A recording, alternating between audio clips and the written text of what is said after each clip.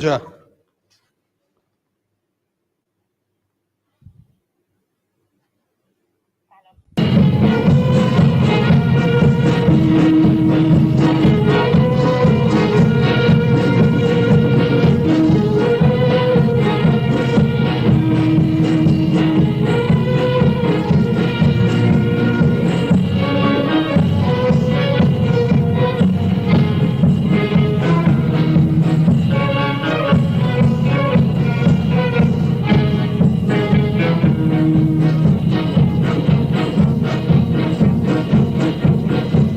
والركاس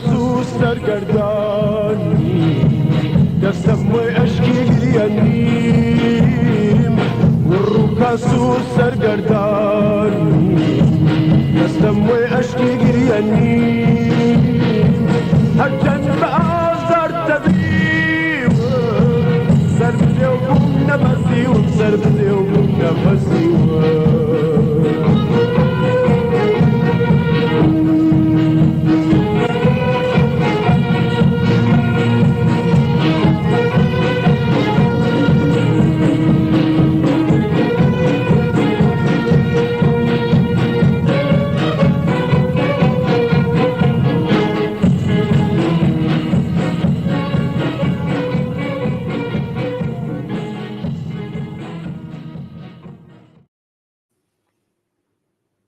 بەڵێ بینەرانی خۆشەویست هاتینەوە خزمەتتان بۆ درێژێ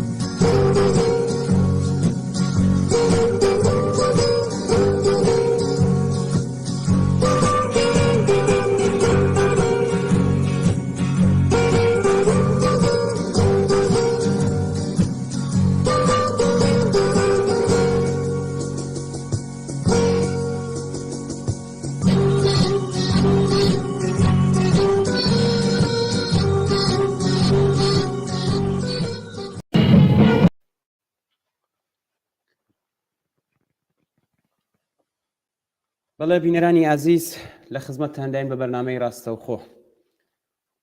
بە پێی راپۆرتیانەی کە هەر ئێستا بەدەستمان گەشتووە لە شاری کامیاران گویا شار تەواو میلیتاریزە کراوە و خەڵک لەگەڵ هێزەکانی ڕژیم تێک هەڵچوون و خەڵکیش لە مەیدانی شافعیەوە بەرەو جادەی تەروەرز ڕێپێوانیان کردووە. ئەمە ئاخرین راپۆرتێک بوو کە لە شاری کامیارانەوە بۆمان هاتبوو. کاگاکۆ راپۆرتەیە پێم بەڵێ لە شاری بانەش هەروەتر لە شاری بانە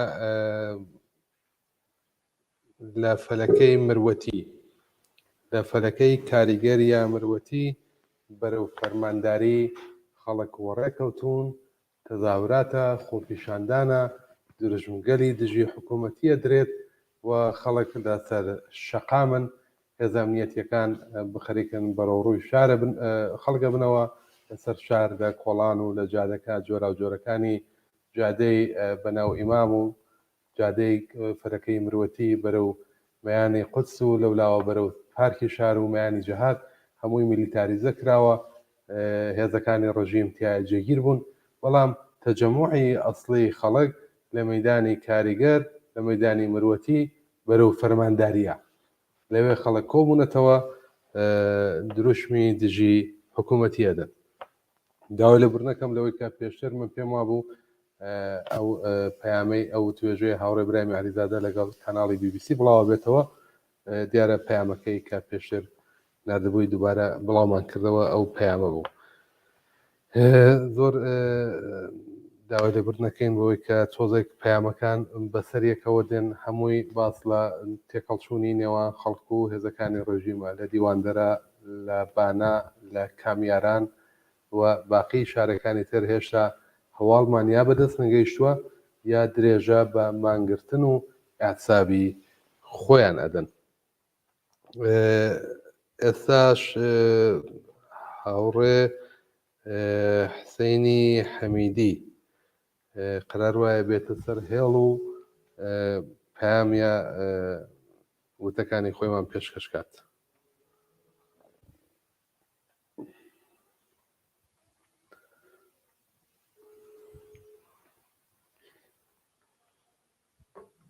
دەرین کاکسین بێتە سەرخەر. سڵاو لێبێ هاوڕێ حسێنی حەمیدی خۆشەویست ئەندامی کومیتەی ناوەندی کۆمەڵە سپاس بۆ ئەوەی کە بەشداری ئەم بەرنامە تایبەتەمان بوویت. منیش زۆر سپاستان دەکەم کاکان کوردیان عەزیز سڵام هەیە لە خزمەت ئێوە هەموو هاوڕێیان و بینەرانی خۆشەویستی تەلەڤیزیۆنی کۆمەڵە ماندوونەوەنیتان یەکەم زۆر سپاس. سپاس بۆ تۆ کاک حسێن ئاگاداری وەزعیەتی شارەکانی کوردستان هەیت. خەڵک زۆر بە گەرم و گوڕی پێشوازیان لە ئەم مانگرتنە کرد بە گوێرەی زۆر لە هەواڵنێرەکان و زۆر یەک لەوانەشی کە هاتنە سەر هێڵی تەلەفۆن باسییان لەوە کرد کە لە باقی شارەکانی تری ئێران بەتایبەت لە زانکۆکان لە ناو تەیفی هونەرمەندەکان لە ناو تەیفی وەرزشوانان پێشوازی لە مانگرتنە کرا و هاوسۆزی و هاوخەمی لەگەڵ جوانەمەری ژینای ئەمینی و بنەماڵەکەی دەربڕدرا ئەوە بە شێوەیەک پشتیوانیان کرد لە مانگرتنی گشتی. تایبەتمەندی ئەم مانگرتنە چ بوو؟ چۆن بوو ئاوا خەڵک پێشوازی لێ کرد؟ من لە پێشا دەستخۆشیەکەم لە هەموو ئەو ڕەفیقانە ئەو کەسگەلەکە بەشداری ئەم ئاکسیۆنە بوون بەشداری ئەم ئاعتسابە عمومیە بوون و سەرکەوتنی ئەم ئاعتسابە پیرۆزباییێژم بە هەموو ئەو کەسانەی کە زەحمەتیان بۆی کێشا ڕەنجیان بۆی داوە کاریان بۆی کرد خۆمان دەزانین بەرحاڵ ئاعتسابێکی گشتی بەم شێوە بەبێ ئەوەی کە ئینسان بۆ خۆی حزوری بێت و حزوربوونەکەیکی نفوزی بێ ئیمکانپەزیر نییە بە تەنیا ئیطلاعیەدانێک و بە تەنیا فراخاندانێک اعتصابێک بەم شکڵە سەر ناگرێت. بەڵام ئەوەی کە چۆن ئاوا ئەم وەزعیەتە پێش هات یەکسەرە گیانبەختکردنی ئینسانێکی لاوێکی کچێکی کەمتەمەنی 22 ساڵە ئاوا ئەتەقێتەوە بە بڕوای من هەڵەگەڕێتەوە بۆ نفرەتێک ئەمێق کە کۆمەڵانی خەڵک لە ڕژیمی کۆماری ئیسلامی هەسیان و ئەم نفرەتە ئەمێقا یەک لەسەر یەک لە هەر حرەکەتێکا جارێکتر ئەم برینگلە ئەقلێتەوە و لە وەختێکا بەرحاڵ ئەتەقێتەوە. ئەمە شرایەتێک بوو کە مەرگی ئەم ئینسانە زۆر زۆر دڵپەزێن بوو لەبەر خاترەوە کە هیچ یاسایەک هیچ شتێک تۆ نادۆزیتەوە بێژی ئەمە بالاخره دلیلێکی بوو. بنیان دەرک ئەوە کات کە لە وەختێکا شەڕێک هەز کەسێک دفاعکە لە خۆی کەسێک یا ئینسانێک هاولە و خۆیە کوژێت تەنانەت دەرکەوەکەی کە جانەوەیەکی دڕەندە ئەگەر برسیە بەرحاڵ حەمڵا کاتە هاونۆعی خۆی. بەڵام بەم شێوە کە ئینسانێک فقط لەبەر خاترەوە چووسە شارێک کە ئەحساسی کردیاشە شار خۆی بێ قاعدەتەن ناوێت بێگانە بێ لێنا دەستیەگرن ئەیگرن بەبێ هیچ بیانویەک ئەیبەن بۆ گرتوخانەی خۆیان و ئەم کەنیشکە بە سزوانە بۆ خۆی لێنا وەختی ئەحساسەکات کە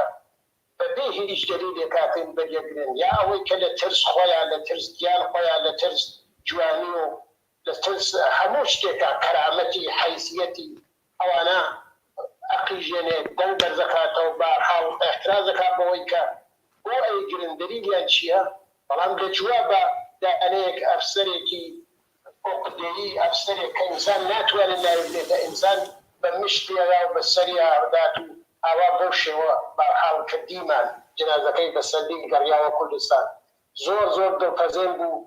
بە بڕای من شێوەی قەتڵەکەی شێوەی قەتڵە عەمدەکەی یەکێک لەو شتێلە بوو کە ئەحساس مردمی هەڵخەڕان واقعەن مردم بەم شتە بەم حرەکەتە دڵیان سووتیا ئێشیان پێگەی تەحقیر کریان و جواب بەم شتە ئەم تەقینەوە بوو کە لەسەر کۆمەڵگا دیمان هەر لە دانەدا ئەنەی دێهات و شار و قەسەرچە و لە کوردستانە و بیگرە تا ئەگەیتە سەراسەر ئێران هەر ئیمڕۆ دیم کە دایانیا بوو لە هاوڕێیاندایانیا بوو لە گەرساران و لە جنوب ئێرانە دوکان و بازاریان تەحقیرکردێت لە چەند شوێنە یعنی ئەمە واقعیەتەکە وەسە نفرەتە ئەمێخە کەس بەر لە هەر شتێک جیالەوەی چە بەرحاڵ خود ئەم مەعسوومیت ئەم ئینسانیشە وای کردیە کە بەرحاڵ مردم بە دەمسۆزی و دوێنە دەمیێت بەڵێ کاک حسێن پێشوازی کرا لەم بانگەوازە پەیامی تۆ بۆ بنەماڵەی ژینا و بۆ خەڵکی شۆڕژێڕەی کوردستان چییە؟ من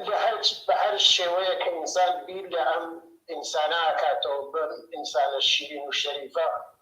واقعەن دڵیەوێتە تەواو بۆ ئەو دایک و باوکە من بۆ خۆم مناڵم هەست خۆ من مەجێگەی ئەو باوک و دایکەوە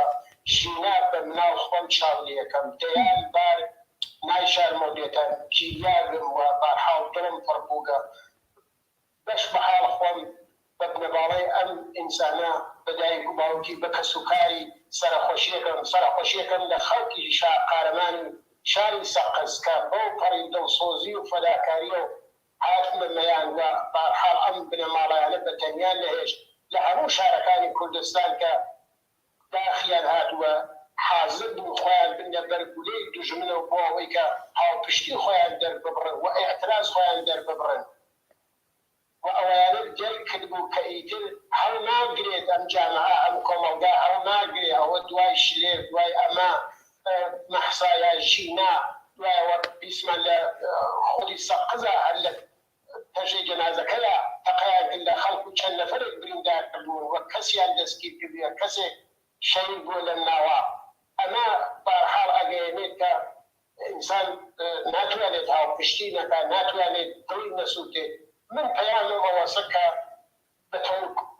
کلی اعتصاب عمومی ڕێگەیەکی دروست بوو ڕێگەیەکی کە بەرحاڵ ئەکتیا کەم هەزینە بێ و دەستاوەردی بۆ ئەوەی کە اتحاد و یەکپارچەگی نەتەنیا لە شارێکە لە گۆشەیەکە بەڵکو بێتە مایەیەک بۆ وەکە لە گشتی ئێرانیشان وەک نمونەیەک بێت کە جمهوری ئیسلامی ئیتر بۆی ڕاحەت نەوێ بۆی ئاسان نەبێ هەروە بە مەیل خۆی دەست بووە بۆ هەر حرەکەتێک کە خۆی پێخۆشە دەکەی ئیدئۆلۆژی و ئارمانێک کە خۆی هەستی ئاسان نەوێ بۆی دەستنێژیکردن بۆ سەر ئینسانەکان و بە ئیزافەیەوە خواست و بیسکەنێک کە ئیسم مەترەح بووگە لە ڕاپەتەک حجابە لە ڕاپەتەک هاوچنینی ئەم گەشتی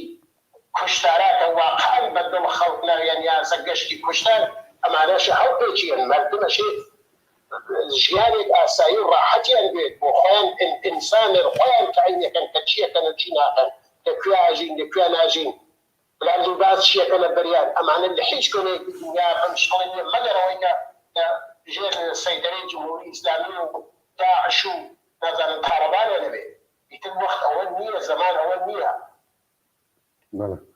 دەستەکانت خۆش بێ کاک حسێنی خۆشەویست پەیامەکەت گەیشت زۆر سپاس بۆەوەی کە جارێکی تر لە بەرنامەی ئێمە و بەتایبەت ئەم بەرنامە تایبەت و زیندووە بەشدار بوویت ماندوو نەبیت دەست و چاوت خۆش بێت زۆر سپاس دەکەم ماندوو نەبن نەخۆش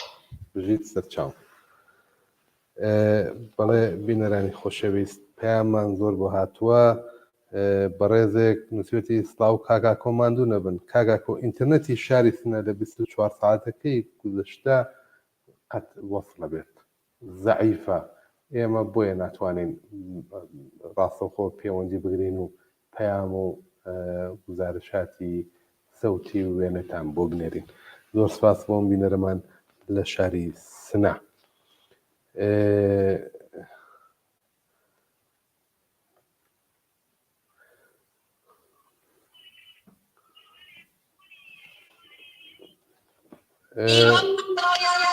کاکوریای خۆشەویست سڵاو لێ بێم کاتت باش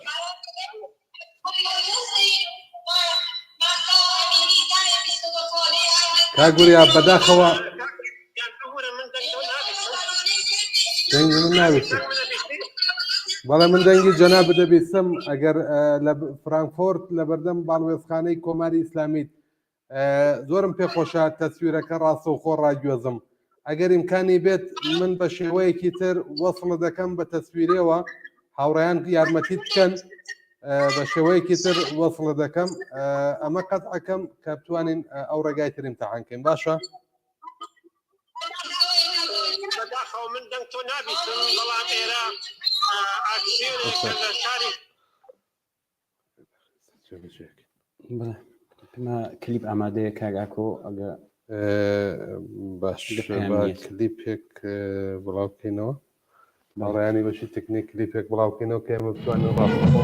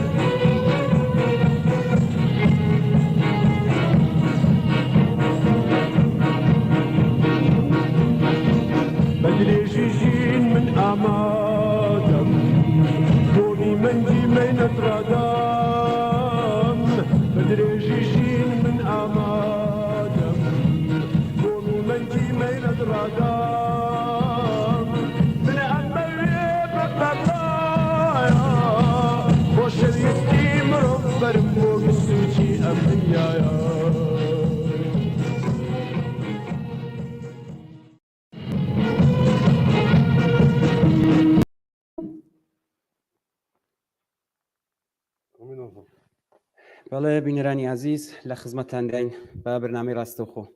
بینەرێکمان چەند جارێک پەیوەندی پێوە گرتوین بەداخۆ نەمانتوانی خۆمان زەنگی بۆ لێ دەدەین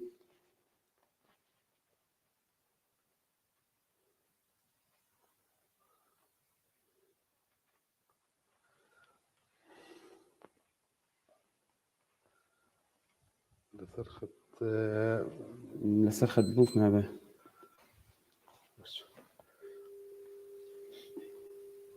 ئەوە بینەرە وەسڵە بێت ئەگەدارتان کەینەوە کە کێشەکان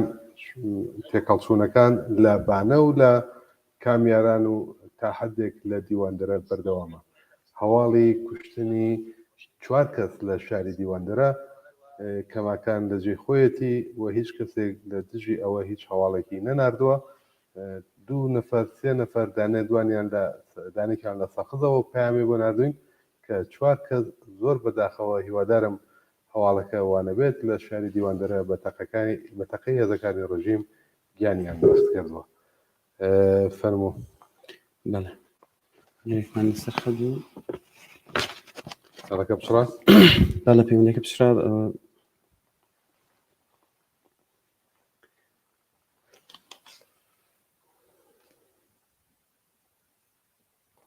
نەما لەسەر خەت ئەگەر هاتۆ بینەرە دێتەوە ئێمە هەوڵەدەین پەیوەندی بکەین بە کاک حەمەی خاکی خۆشەویست.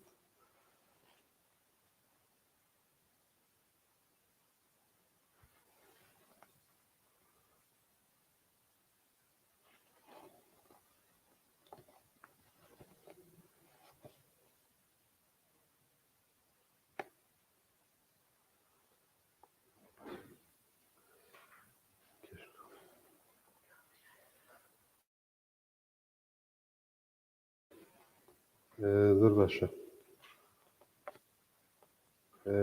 هاوڕێیانی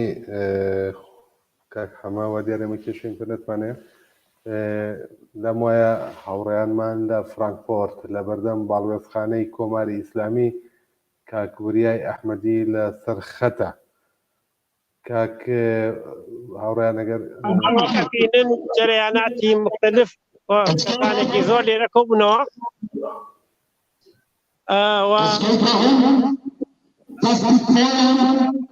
هم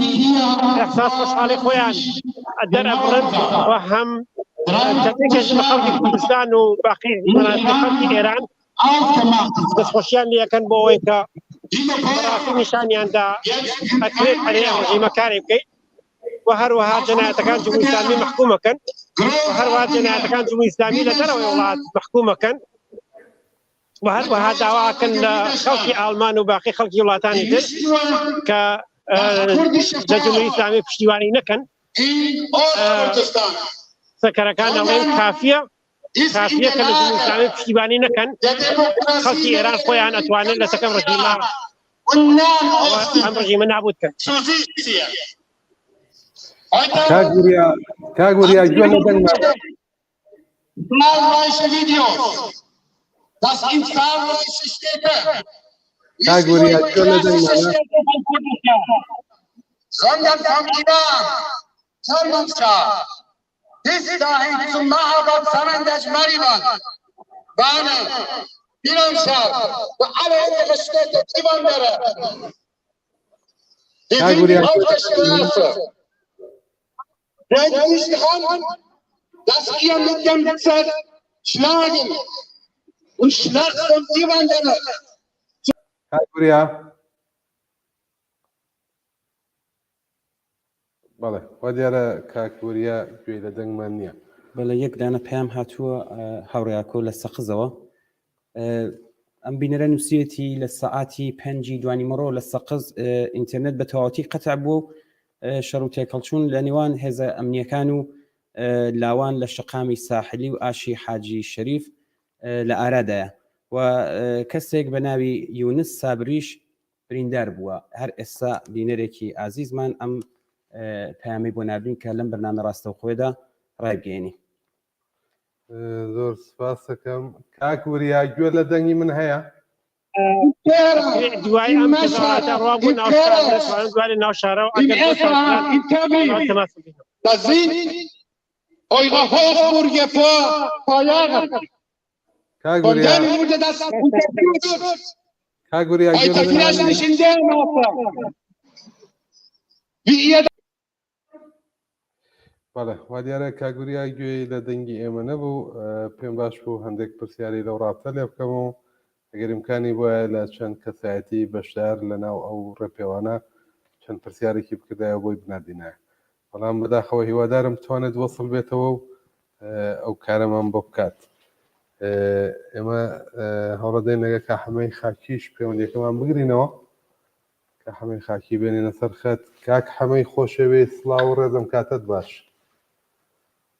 سڵاو کاک ئاکۆی ئازیز، زۆر زۆر مەمنونم بێت. زۆر سپاس بۆ جەنابەت. کاک حەمە ئاگاداری وەزعیەتی ئەمڕۆی کوردستان بوویت، ئاگاداری تێکەڵچوونەکانی ئەم دوانۆڕۆیەی دوای مانگرتنەکان بە تایبەت ئێستاش هەواڵمان بۆ هاتووە لە سەقزەوە کاک ئەمیر خوێندیەوە پەیامێک کە گوایە لە تێکەڵچوون لە چەند گەڕێکی شاری سەقز ڕوویدا و ئینتەرنێتیان بە تۆری کامڵ قاتە کردووە لە شاری سنە شەروەتەرە و کاریان کردوە. لەبانە تێکەڵچوونە، لە دیواندەرە تێکەڵچوونە، لە کامێران تێکەڵچوون ڕوویداوە. هەدەکەم پێشەوەی بچینە سەر باس لەسەرم تێکەڵچوونانە باسێکی گشتی لەسەر ئەم مانگرتنە بکەین. ئەم مانگرتنەی ئەم جارە لە کوردستان بە چاو ئەوانەی پێشوەوە تایبەتمەندی خۆی هەبوو، دەنگدانەوەی بوو لە ئاسی نێونەتەوەی لە کەناڵە جۆرا و جۆرەکانی دنیا. زۆر میدیا خەبەریەکان باسییان لێکرد، هەواڵەکەیان گواستەوە. هۆکاری بە بڕوای تۆ تایبەتمەندی ئەمڕۆ 28 خەرمانان و ئەم مانگرتنە چ بوو؟ من لە پێشە ئیجازە فەرمون کە هاودەردی و هاوخەمی خۆم لەگەڵ بنەماڵی بەڕێزی ژینا ئەمینی دەربڕم. من وەکو کەسێک کە خەڵکی شاری سەقزە زۆر زۆرم پێخۆش بوو، مەمتوانایە لە نزیکەوە هاودەردی و هاوخەمیان لەگەڵ کەم و لەگەڵ خەڵکی کوردستان و خەڵکی شارەکەم و ڕێز و نەوازش بۆ گیانی پاکی هەموو گیانبەختکردوانی ڕێگای ئازادی و بە تایبەت ژینا خانمی جوان بوو. ئەم خەڵکی کوردستان بەڕاستی دەبێت سەریان بەرزوا بدرن، شانازیەکی گەورەیە، ئاوا دەستکەوت و سەرکەوتنێکی گەورەیان بەدەستگەنا. ئەمن پێم وایە تایبەتی ئەم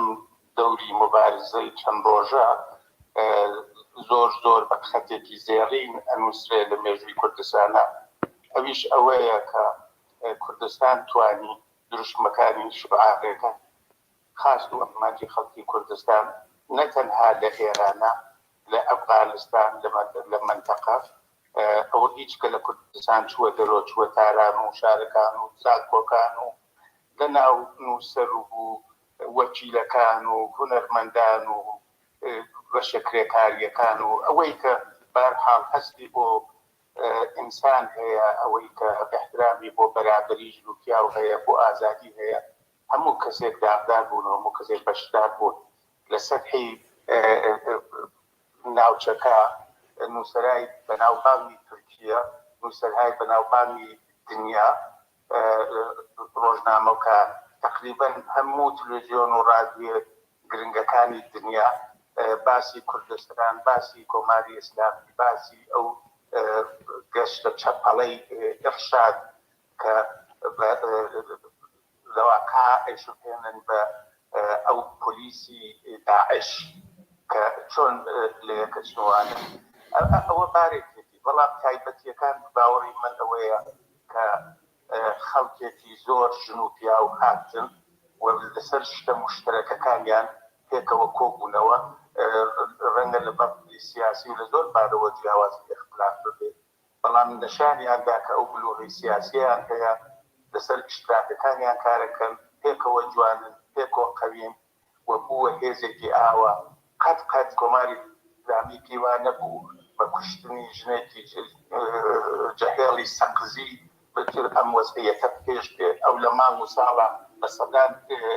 کۆڵبەر بریندارەکە و هیچیش ڕووی نەدا لە تاران و لە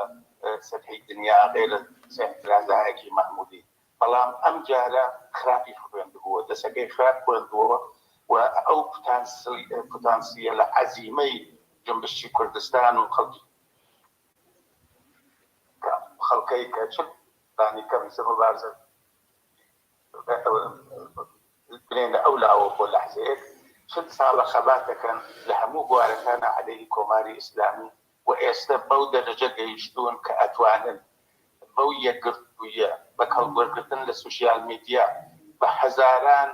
کەسی تێگەیشتوو پێگەیشتوو کە لە دەرەوەی وڵات و لە هەموو شوێنەکان هەیەدا بەوەی کە دەسترسیان بە میدیا جەهانیەکان هەیە بە زوانهای جۆراوجۆر قسەکەن بتوانن وەزیەتێکی وا پێک ببێنن. ئەمن پێم وایە ئەوەی کە مەسەلەن لە شارهای تورک و کورد کە پێکەوە نیشتەجێ دایبنێن شاری وەکو نەغەدە یا ورمێ یا ئەتیکاب ئەوانە کە ڕوویدا ئەوانە زۆر زۆر گرنگی هەیە کە ئێمە بتوانین خەڵکی کوردستان لەگەڵ باقی خەڵکانی کرد. بەڵێ ئێمە بتوانین خەڵکی کوردستان لەگەڵ باقی خەڵکەکانی ئێران بتوانین خاستەکانمان بینە پێشێت.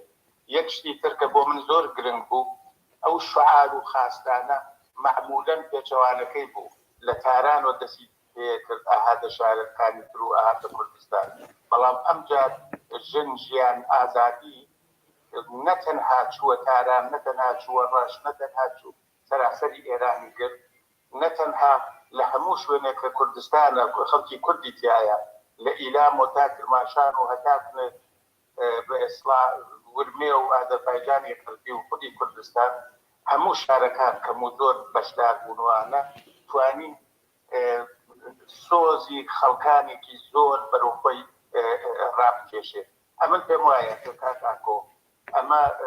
دەستکەوتێکی یەکجار گەورە بوو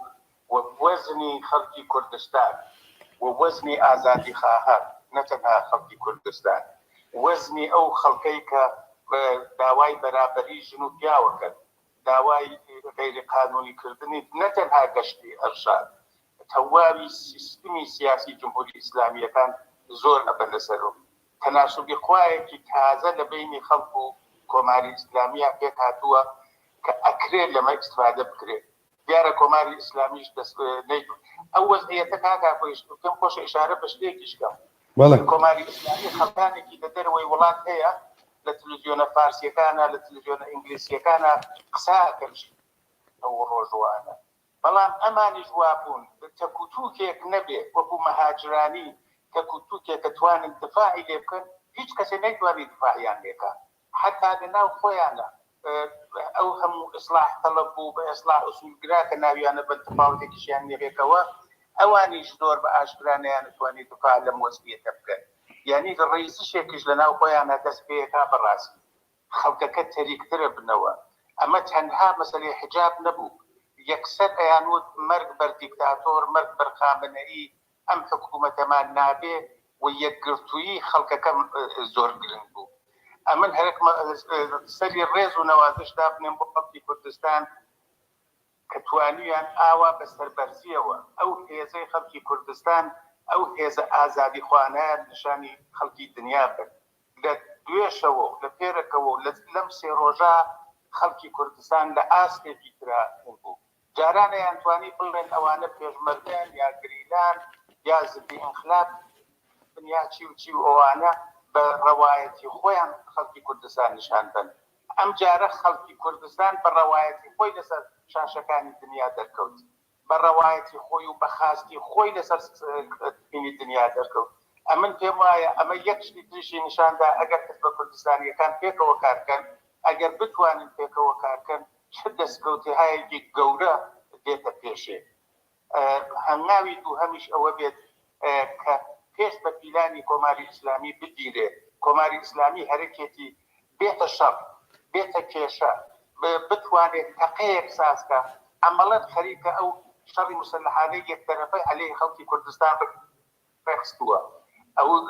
گیانی ئەو خەڵکە ئەو هەموو ساچمەی پێوەیە ئەو خەڵکەی کوشتووە. دەبێ خەڵک وشیار بن بە باوەڕی من نەیەڵن ئیجازە نەدەن کە پیلانەکانی جمهوری ئیسلامی بچێتە سەرەوە بەو شێوە سیاسیە، بەو شێوە کە کەمترین هەزینەی بۆ خەڵکی کوردستان هەیە بتوانن کارەکانی خۆیان ببەنە پێشێ. زۆر باشە کاک محەممەد، دوایین پەیام هەڵچەندە قسەکانیشتا پەیامی تیا بوو، هەم سەرخۆشی هەم پەیامی ئەوە دوای قسەت بۆ ئەوەی کە لەم بەرنامە هیچ جێنێش ئەحساسەکەم وەکو خەڵکی کوردستان ئەمڕۆ زۆر سەربەرزترم لە جاران. دیارە دڵمان پڕ لە خەمە بۆ لە دەستانی ئازیزەکانمان و بەتایبەت ژینای جوان و جوان بەڵام خەڵکی کورد توانی نیشانی بدات کە خەڵکێکە داوای مافی خۆیەکە بە شێوەی بە سیاسی ترین شێوەی ممکن کە ئەحساب لە تەواوی دنیا بەڕسمیەت ناسراوە بەڵام کۆماری ئیسلامی لە هەموو جارێک ئێستا ڕسواتر بووە ئەو شعارانەی کە دەرئەکەوێت لە بەکارانەوە هەتا ڕەش تا هەموو شوێنێک وانە ئەوە نیشانەدا کە تەنها مەسەلەی حجابی ئیجباری و پۆشی ئیسلامی و گەشتی ئەرشاد نییە زۆر زۆر لەوە وەسیعترە ئێمە هەرەکمانە واقعاً هێزە داگیرکەرەکانی کوردستان ڕژیمی ئیسلامی لە کوردستان بچێتە دەرەوە خەڵک بتوانن بە ئازادی بژین ئەو کارەی کە جمهوری ئیسلامی لە کوردستان دەیکات لە شوێنە کوردستانەکانێکە ئەوە حکوومەتێکی مەحمولی متعارف نییە ئەوە هێزێکی داگیرکەرە بەڵام بە تەنها بە خەڵکی کوردستان ناکرێت ئەو پەیوەندیە لەگەڵ باقی خەڵکەکانی تر ئەبێ کارێک بکەین ئێمە پەیوەندیمان لەگەڵ دانیشتوویان لەگەڵ وەکیلەکان لەگەڵ نووسەران لەگەڵ ژنان لەگەڵ ئیتحادیای کرێکاری زۆر زۆر باشتر کەین لە پێشتر لەگەڵ ئەو خەڵکانەی تر کە ئێمە بتوانین بە هێزی هەمومانەوە کارێک بکەین کۆماری ئیسلامی بەرەو نابودی بەرین. هیوادارم کاک محەممەدی خۆشەوێت زۆر سپاس دەکەم سپاس کە جارێکی تر قبوڵی زەحمەتت کرد و هاتی لە بەرنامەی ئێمە بەشدار بووی دەست و چاوت خۆش بێت زۆر زۆر مەمنونتانم ڕێز و نەوازش بۆ هەمووتان دەستان خۆش بێ مانوونە بن ئەزانم چه ئەرکێکی زۆر زۆر گرنگتان بردەسەر و هیوادارم سەرکەوتوو بن و دوور لە هەموو ڕووی کێشە و ناخۆشیەک و ئەواتم ئەوەیە خەڵکی کوردستان و خەڵکی ئێران سەرکەون بەسەر کۆماری ئیسلامیە ئێمە شێوای ساوسلامەتی بۆ تۆ خۆین و هەمان ئاوات و هیواشمان هەیە بۆ خەڵکی خۆراگر و خۆشەویستی کوردستان و ئێران سپاس کات خۆش کاک محەممەد زۆر مەمنون کاک ئاکۆجان پەیامێک شتێکمان هەیە پێم نەهاتووە نەخێر پێم نهاتووە تۆ فەیسبووکەکەت کراوەیە بەڵێ ئاگاداری کامنت و شتەکان هەیە بەڵێ بەڵێ فقط پیرۆزبایی سەرکەوتنی وشتە توێخەکان زۆر باشە کاک فەرهادی خۆشەویست لە هولەندەوە کاک فەرهاد پەیامێکی ناڕۆنووسێتی ئەم کاتتان باش هاوڕێیان ماندوو نەبن وێ ڕای پیرۆزبایی سەرکەوتوانەی مانگرتنی گشتی لە کوردستان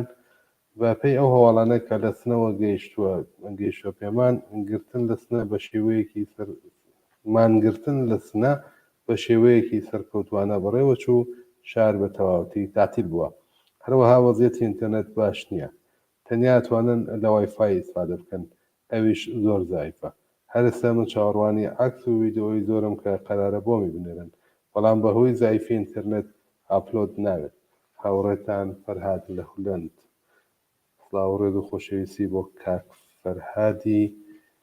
خۆشەویست هیوادارم هەموو وێنەکان بگاتە دەستیان چەند ویدیۆ وێنم بۆ هاتووە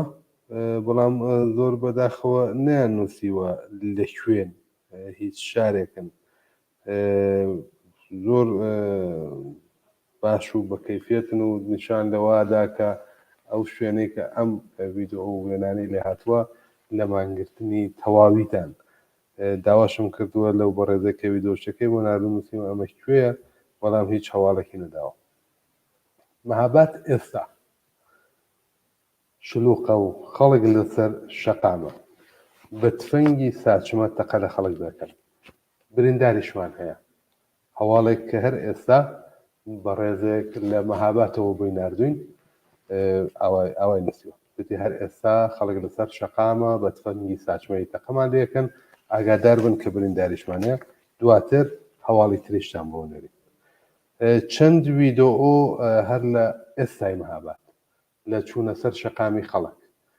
لە ڕوبەڕووبوونەوەی خەڵک و هێزە ئەمنیەکانی سەر بە کۆماری ئیسلامی بەدەستمان گەیشتووە نردومان بۆ هاوڕێیانی بەشی تکنیک دەستێک ڕێکوپێکەکەن و حتمەن لە ئەوڵین مەجالە بڵاوی ئەەکەینەوانە هاوڕێکی زۆر خۆشەویستم چەند جار تەلەفۆنی بۆ کردووم کە بیان وەسەر هێڵ بەڵام بەهۆی ئەوەی کە کاک ئومێدی خۆشەویست چەند جار تەلەفۆنت کردو داوای لە برنەکەم میوانی ترمان لەسەر هێڵ بوو فەرمۆم کاتت باش خدمت جنابتو كان أميري خوشي بيستكم وهروها هوراني مشي تلفزيون كاغاكم برسالك من خدمت جنابتنا أبونا وندي هاوكاري حزبكاني كردستان وعندني لكي تجاوز يعني داوا يتعلم مكاغاكو بەڵێ لە خزمەتە ڕاگەیاندێکی جیاوازیان داوە کە ئەم ئێوارە بێنە سەر شەقام و خەڵکی کوردستان خیابانەکان بخرۆشێن بەڵام تا چه حد من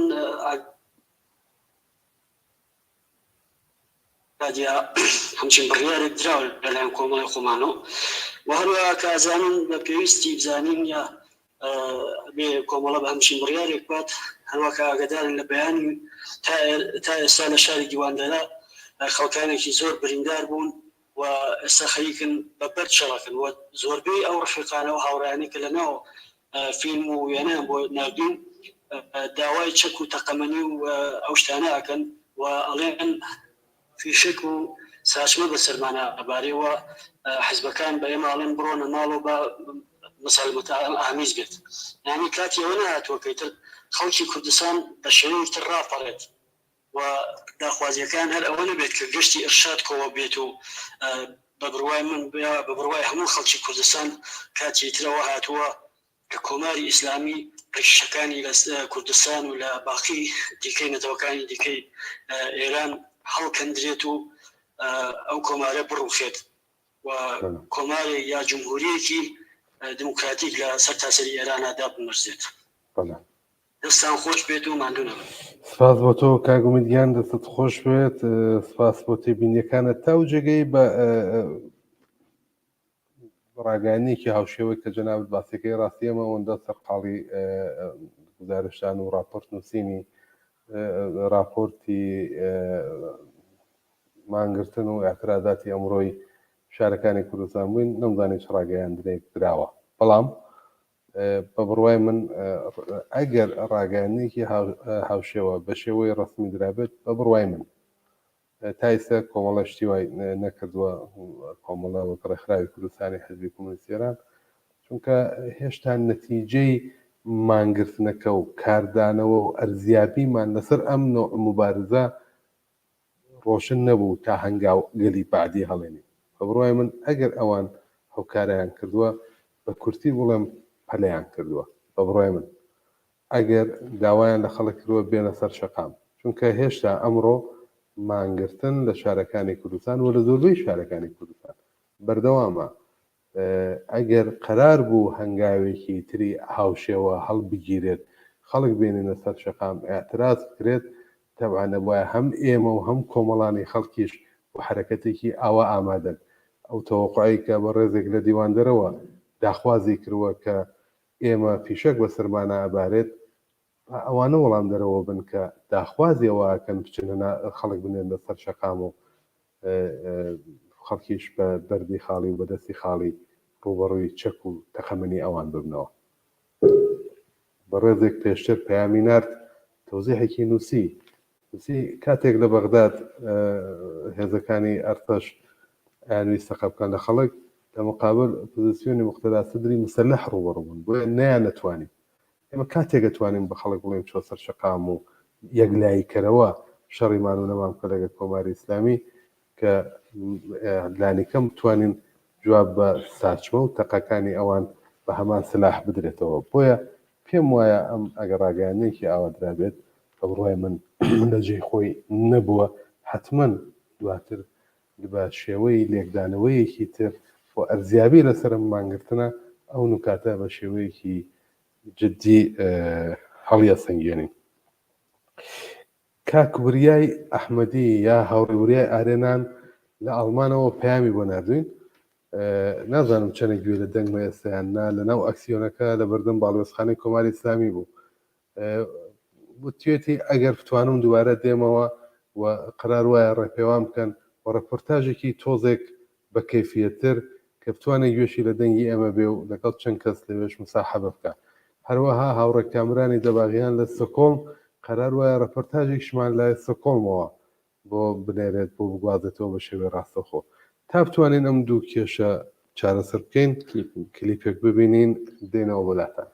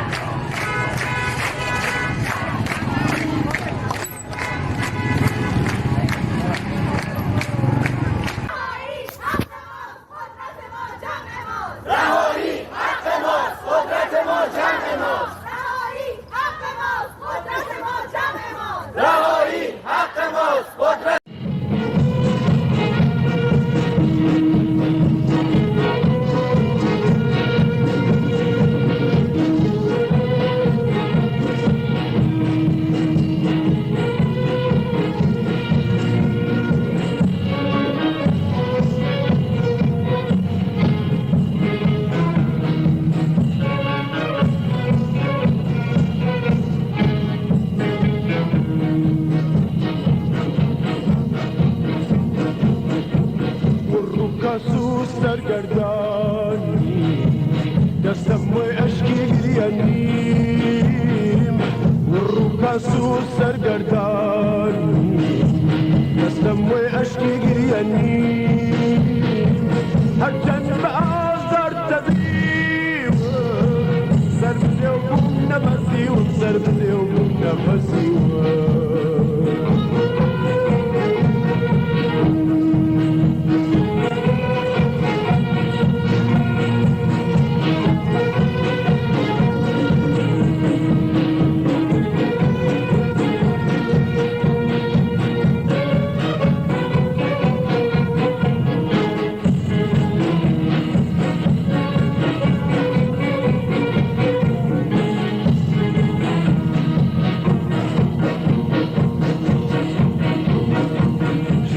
نظامی چەوساکەن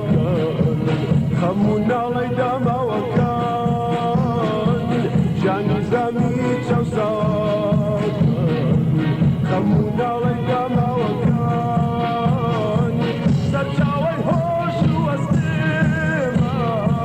خواست و هیوای مەبەستمە خواست و هیوای مەبەستمە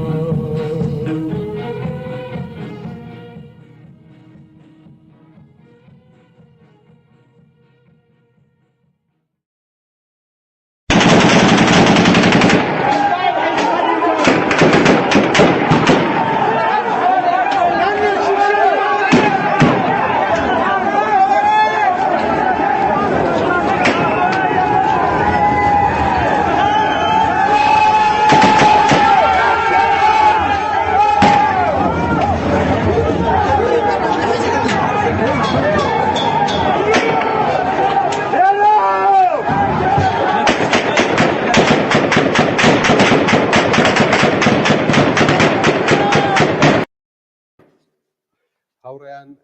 بەڕێزان خۆشەویستان بینەرانی ئەم بەرنامە تایبەتە ئەوەی بینیتان تەقەی هێزەکانی ڕژیم لە خەڵکی دیواندەرە بوو تەقەی هێزەکانی ڕژیم بە شێوەی ویدۆ لە مەهابەتیشمان بەهاتووە ویدۆی شاری بانە شاری کامیارانیش بە شێوەیەک لە هەوڵداین کە پەیوەندی بگرین ئەوانش بتوانن لەبەر کێشەی ئینتەرنێت پێوەگرتوین کە ناتوانن ویدۆ ئەو وێنەکان ئاپلۆدکەن لەوێش توندوتیژی هێزە ئەمنیەکانی ڕژیم بەرامبەر بە خەڵکی تێکۆشەری کامیاران درێژە هەیە لە شاری سەقز هەروەتر لەوانەیە لە شارەکانی تریش هەبێت بەڵام بەهۆی کێشەی ئینتەرنێت بەهۆی قەتعی ئینتەرنێت ناتوانن پەیوەندیمان پێبگرن و وێنە و راپۆرت و گزارشەکانی خۆیان بۆ ئێمە بنێرن ئێستا ئێمە هەوڵەدەین ڕاستە و خۆ بە هاوڕێیەک کامرانی دەباغیان لە مەیدانی مرکزی شاری سکۆڵ کە شوێنێکیان بڕێوە بردووە و ڕێکن هاوڕێ کامران فاو لەوێم کاتت باش ئەو کاتتان باشە و ڕێیان دەنگی من هەیە بەڵێ دەنگی جەنابەت هەیە سڵاومانەیە بۆتان ئاگادارمان کردەوە کە ئەم ئاکسیۆنە چۆن بڕێوە چوو کامە هێزی سیاسی تایە بەشدارە وەزیەتی ئێوەمان بۆ شەرەکە ئەگەر ئیمکانیشی هەبێت ڕپۆرتاژێکی کورد بۆ خۆت چیتە ناو خەڵکەکە و بۆمان تەهیەکەی مەمنونەبین وێرە سلااو بۆ ئێوە هەموو بینەرانی کۆچوتی کۆمەڵە تیوی هاوڕێ و هاوڕێ میریزاگەم دەن هەر لێرەوە سەرخۆشی کەسلێتی خۆم بۆ خانەوادی عەزیزی مەحساخانم و هەموو خەڵکی کوردستان دەربۆ بڕم و دەستخۆشی و پیرۆزبایی بکەم لەو سەرکەوتنە گەورە بۆ ئەم جنبش و مبارزەیە هاوڕێ ئاکۆ ئێمە لە ڕاستای پشتیوانی لە اقتصادی عمومی کوردستان و پشتیوانی لە هەموو اعتراضاتێک کە لە تەواوی گۆشەکانی ئێران کراوە بە بڕیاری کۆمەڵە و کۆمیتەی دەرەوەی حیزبی کۆمونیستی ئێران هاتوونێتە سەر شەقامەکانەوە لە زۆر شوێنی ئوروپا لە زۆر شوێنی دنیا وەستەتۆنێکی زۆر شوێنانەیە کە هاوکات لەگەڵ ئەحزابی دیکەی کوردستانی و چەند حیزبی دیکە لێرە دەبینم لە شوێنهای دیکەی ئێران کە هاتوون بە دەنگی ئەم ئەکسیۆنەوە و هاتوون لێرە اعتراض خۆیان بۆ حکوومەتە نیگریسا و پشتیوانی خۆیان لە خەڵکی کوردستان و تەواوی مبارزەی خەڵکی ئێران دەبێتەوە ئێستا ئێمە لە سەرگەرتۆریەتین لە شاری ستۆکهۆلم هەروەکی دەبینن خەڵکێکی بەرچاو هاتوونەوە لێرە شرکەتیان کردووە سەر ڕاوی کە ئەوڕۆ ڕۆژێکی کاریە وەلی خەڵک جوان نەداوەتەوە و لە پشتیوانیدا خەڵکی کوردستان هاتون قسەشەکان هەوراکە. زۆر سپاس داواکەین لە هاوڕانی بەشی تەکنیک تەسویری ئەو ئەکسیۆنە گەورەتر نیشان بدەن قیناکە بایمە هەردەومان هاوڕێ کامران ئایا ئیمکانی هەیە لەگەڵ چەند کەس لە بەشداربووانی ئەوێ ئەوانەی کە بەشدارن بۆ باسێکمان لەگەڵ یانەیە بەڵێ حتمما بەجۆم نایەوە هەڵڕێهاتەوە وەلی چونکە ئێمە خەریکی چاوکردن خەدماتی ئاکسیۆنەکە بین کە چەند پلاکار بکە چەند دقەیەکی ئیجازەم پێ بدەن من لە خەت بڕۆمە دەرەوە حتمما پەیوەندیتان پێ دەگرمەوە. مەمنونە بین ئەگەر ئەو کارەمان بۆ بکەن چەند ڕاپۆرت و هەواڵمان بۆ هاتووە ئەوانە دەخوێنینەوە کاتەمان وەسڵ بەرەوە ئەو کارەمان بۆ بکەین مەمنونە بن. بەڵێ بەسەر چاو حتمما ماندوونە بن حتمما دێنەوە خزمەتە. زۆر سپاس هاوڕێ کامران. میر پەیاممان بۆ هاتووە هەر ئێستا لە سنا ئەڵێ خەڵک لە خیابانی شەشی بەهمەن سەفەری وەکیل زۆر قەرەباڵەخە خیابانی حەسەناوە بەرد و بلۆکیان داناوە و جادەیان مەستوت کردووە گاردی ویژە و لیباس شەخصیەکی زۆر هاتوونەتە مەیدان و لە خیابانی وەکیل جوانان و ژنان خۆیان ئامادە کردووە هەمزەمان ماشینەکان بۆق و چرای بۆق لێ دەدەن و چرای ماشینەکانیان ڕۆشن کردووە بە نیشانەی ئاعتراض هەڵێ دەنگی تیرەندازی لە خیابانی شەشمی بەهمەن فردەوسی بیسراوە لە شاری سنا ئەم کاتت باش سکاکە کۆکاکە میری خۆشەویست ماندوو نەبن پەیوەندیم کردو سپاس دەکەم من ویستم هەواڵێکتان پێدەم ئێستاکە لە سوشیال میدیامە دنبالمانە کرد شاری مەهاباد خۆشاوە خەڵک لەسەر شەقامن ئێمە ڤیددیۆیەکشمان ئامادە کردووە ئەو ڤیددیۆ من حەزەکەم دوایە و پەیوەندی من بڵاو بێتەوە گەرم کامپەزیرە ئەوە بڵێم کە هێزەکانی ڕژیم خریکی سەرکوتێکی عریانن بەرامبەر بە خەڵکی ناڕازی لە شاری مەهاباد و ڕەنگە دەنگۆی ئەوە هەیە کە لە کامیاران و لە مەریوانیش کۆبوونەوەیەکی وا بکرێ و من وتم ئەم ئامارەتان پێ بدەم و سا یەکەم کە بە ڕۆژ هەراوە بتوانم ینی ئامارەهایەکی ئابدیتان لە تەماسەکانی ترە پێ بگەێنم جا ئەگەر ئیجازە بدەن ڤیددیۆی مەهابادیش ببینی چون تازەیە و تازە گەیشتوەتە دەستمان هەر ئێستای مەهابادە. زۆر سپاس یەک پەیامە خوێنمەوە دوایەوە هاوڕایانمان لە بەشی تەکنیک حتمما و پەیامەی جەنابیشتان بڵاوەکەنەوە ئەو ڤیددیۆیە زۆر سپاس کاکزانە سپاس بۆ زەحمەتەکانت هەواڵی تازە شتێک بەدەست گەیشت کە بەدەست ئێمە نەگەیشت بوو پێشتر هەتوانی پەیوەندیمان پێ بکەی و بینەرانی لێ ئاگادار بکەنەوە سپاس بۆ پەیوەندیەکەت هەر بژینمە زۆر سپاس هاوڕێ ئەمیر لە شاری مەریوان هەر ئێستا پەیام هاتووەڵێ ئیجازە بدەن بیخوێنمەوە سڵاو مەریوان خۆشا و دەنگی تەقە و شعار شاری پڕ کردووە خەڵک و مامورەکان دەرگیر بوون بژی کۆمەڵا بژی کاکفوعات سڵاو ڕێز بۆ خەڵکی خۆشەویستی شاری مەریوان لە مەریوانیش هاودەنگ لەگەڵ باقی شارەکانی کوردستان خۆشاوە لە شاری بانا دووبارە پەیامان بۆ هاتووە دەڵێت کە تەزاورات خۆپیشاندان بەردەوامە هێزەکانی ڕژیم تا ئێستا تەقەیان نەکردووە بەڵام نیگەرانی و ترس بە نێوچاوانیەوە دیارە لە ئورومیا لە کرماشان نیرو هێزی زۆری سەر بە ڕژیم هێزە ئەمنیەکان ڕژاونەتە ناو شارەکانی کوردستان لە شاری سنەوە دووبارە پەیامان بۆ هاتووە ئەڵێ ئاعترازات دەستی پێکردووە و لە تەلەڤیزیۆن پاڕازیتەیە ئینتەرنێت زۆر زەعیفە تیرەندازی و گازی ئەشکاوەر تیرەندازی ئەکەن و گازی ئەشکاور بڵاوەکەنەوە شار بە تەواوەتی میلیتاریزەیە هەموو کۆڵانەکان و خیابانەکان مەحاسرە کراون پەیام لە شاری سنەوە بوو.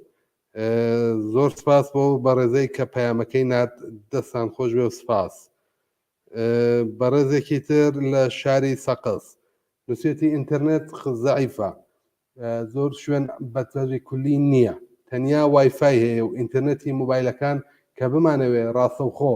فیلم و راپۆرتەکانتان بۆ بنێرین بە تەوری کولی قەتع بووە، بە تایبەت ئیرانسێڵ بە تەوری کولی ئینتەرنێتی قەتع کردووە لە شاری سەقز. تەقەی تیرەندازی بیستراوە لە شاری سەقزیش. گەنجەکان لەسەر خیابانن،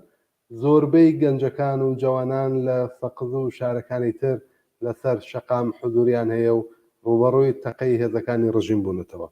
کلیپە مەهاباد ببینین کە هاوڕێزانای شارێ پێکرد، دێنەوە بەلاتان.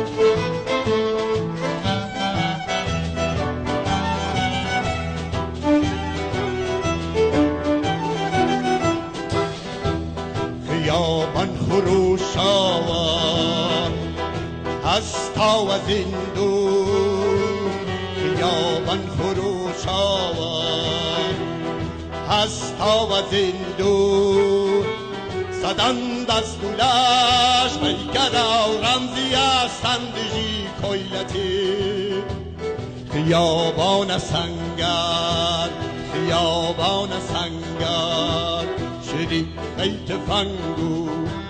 سری پل اندیش شدی خیت فنگو سری پل اندیش بزار چکونش بدایلم بزار چکونش بدایلم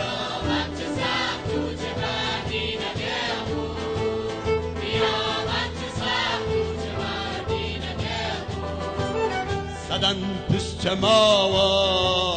صدن پشتماوا صدن پشتماوا صدن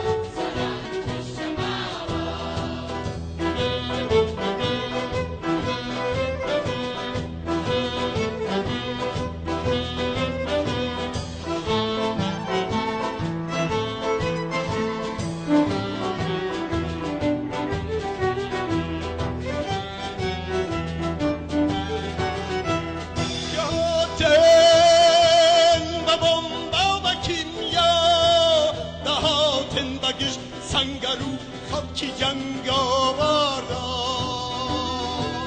گهاتن و ماشین و پوتین دهاتن بگش سنگرو خاکی جنگ آوردا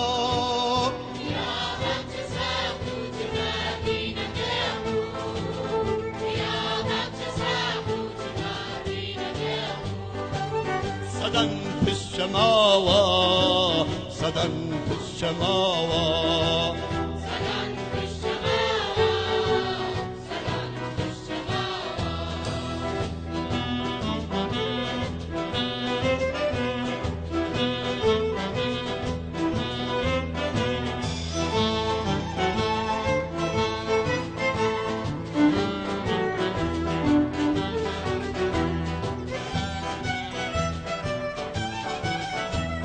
صدن درد و جان چنده هاشان و پیل بود که کترم که ایشان لپاسکا و اداره شرارات چنده هالش که گوزم دخلینا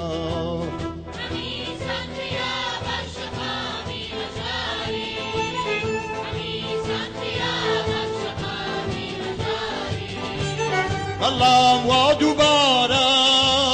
دشی کلتی و مینتاوا خیابان به بیتا پراپار شپولی شرو اعتراض و شورش شپۆری شەڕ و ئێتێراز و شۆڕێژ شپۆری شەڕ و ئێتێراز و شۆڕێژ.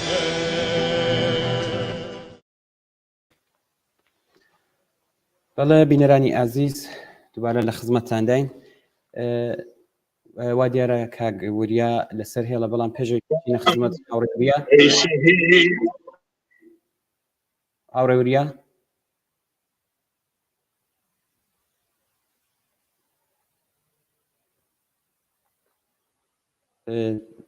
تا دەنگی هاوڕێوریامان پێدەگات پامێک هاتووە لە بانەوە نووسیانە هاوڕیان ماندوو نەبن بانە جارێکی تر حماسەی خوڵقانجیا لە مانگرتنی 100% لە سەعات 5 دوانیڕۆوە خەڵکی ئازادی خواز بە سەدان نەفەر ڕژان لەسەر شەقام و دوای ڕێپێوانێکی زۆر چوونەتە بەر فەرمانداری و دروشمی مەرگ بەر دیکتاتۆر ژن ژیان ئازادی و سەقز بە تەنیانیە بانە پشتیوانیە هەتا ئێستاکەش هەر بەردەوامە. نازام دەنگی هاوڕێوریامان هەیە یان نا؟ هاوڕێوریا هاوڕانی بەشی تەکنیک دەنگی کاوریامان داری ئازادی چی نابێ داری ئازادی چی نابێ باقی ژینمان ڕەنگی نابێ باقی ژینمان ڕەنگی نابێ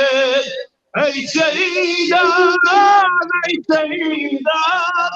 ئەی شەهیدان ئەی شەهیدان نامرێ نام و نیشانتان نامرێ نام و نیشانتان نامرێت ئاگر هەواڵان نێوە کڵپەیاگرن پێشکەش بە توا شەهیدانی ڕێگەی خەبات و ئازادی هەر بژین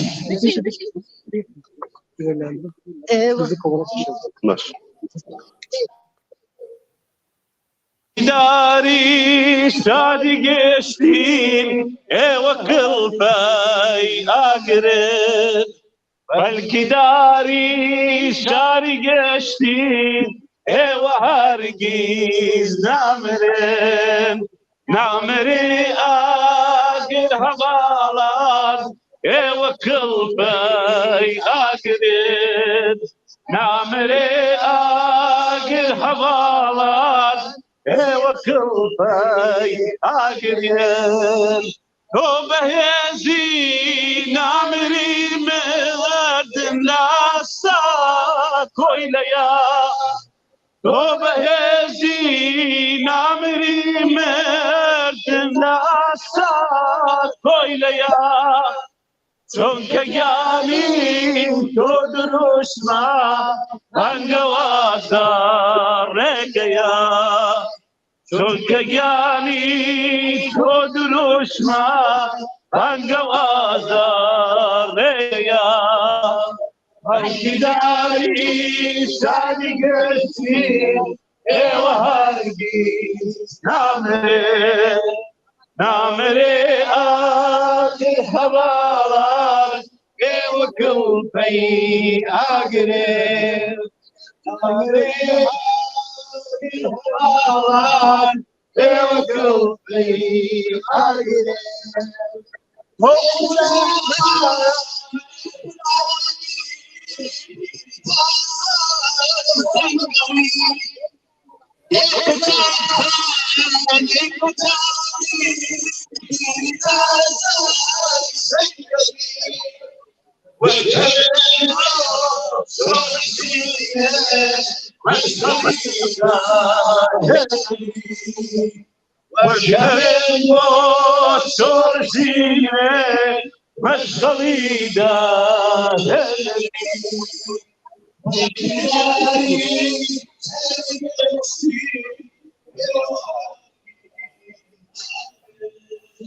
کاکۆجان ماندوو نەبن نازانم دەنگ من ئەبیتم کاکوریا گیان ئێمە گوێمان لە دەنگی تۆ هەیە من دەنگ لەوە نابێتم Können Sie bitte das Film in dem Bereich irgendwie lesen? گوێمان لە دەنگی تۆ هەیە کاگوریا دەست و چاوت خۆش بێت گوێ لە دەنگی من هەیە وا دیارە من لێرە چووکو دەنگ بەردە دەنگەوە نابێتم بەداخەوە مەگە کاتێکی تر بە حاڵم ئاکسیۆنی شاری فرانکفورتە تا ئێستا ئەم ئەو هاوڕیانەی کە بۆ هاتوون و اعتراضیان کردو بە سفارەت جمهوری ئیسلامی لەبەر سفارەت هابوونی سەر خەریک من ناوشار بەرەو ناوشار فرانکفورت حرەکەتەکەن و لە ناو وەسەد شارە قەرار ئاکسیونەکە تەواو بێت در حاڵە ڕۆژێکی خۆشە بۆ فرانکفورت لەبەرەوە فرانکفورت پشتیوانەی خۆی یا خەڵکێکی زۆر لە پشتیوانی خۆیان لە احتسابی عمومی لە کوردستان دەربڕی و هەروەها عەلەی جەنایەتەکان جمهوری ئیسلامی هەر لێرەیەوە یەکدەست و یەکدەنگ باوەجود تەواو اختلافێک یا تەواو تەفاوت هەیە کە ببێت بەڵام یەکدەست و یەکڕەنگ هاتن اعتراض خۆیانیان دەربڕی و پشتیوانی خۆیان لە احتساب عمومی کوردستان دەربڕین. هیوادارم لەم ڕۆژانە زۆر بێت و هیوادارم خەڵکی کوردستان هەمیشە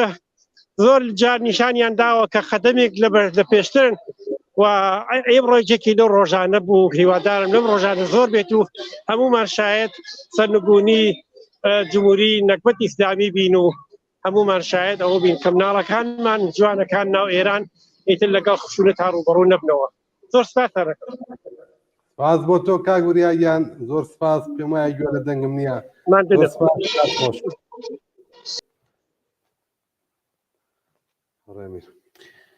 بەڵێ پامێک لە سنەوە گەشتۆ بەدەستمان ئەم بینەرە نووسیوێتی هەر ئێستاکە لە شەقامی شەشەمی بەهمەن و سەفەری وەکیل کە زۆر زۆر شلوقە و دووسێ دانەکێش لە شقەمەکانی دیکە بەسراوە و گاردی ویژەیەکی زۆر بە لیباس شەخسی و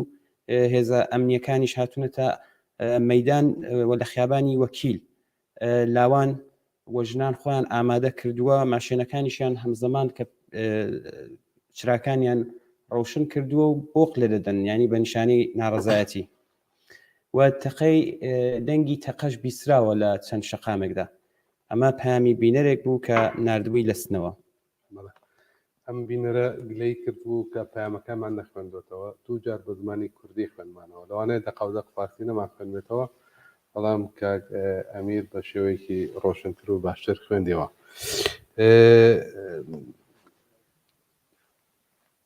ئەگەر هاوڕێیانی بەشی تەکنیک هاوڕێ کامرانی دەباغیان ئەگەر لەسەر هێڵە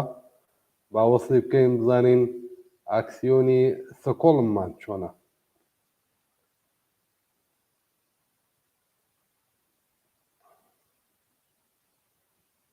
دیارە کامران لەسەر هێڵ نییە، کلیپێک لە ئەتراز یا کلیپێک لە تارانەوە بۆماناتوە. ئەو کلیپە ببینن دێنەوە بەلاتان.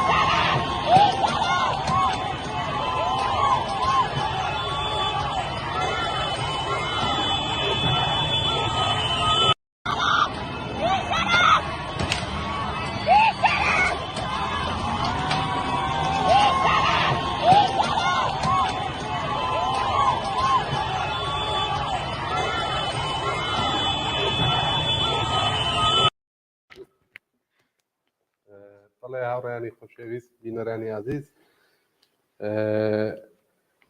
چەند هەواڵی ترمان بۆ هاتووە، ئەگەر ئیجازە بدەن دەیخوێنمەوە. هەر ئێستا خیابانی ئیتالیا لە تاران ئاگمتۆری یەگان ویژەیان ئاگەبەردا، خیابانی حیجاب تاران ساعاتێک لەمەوبەر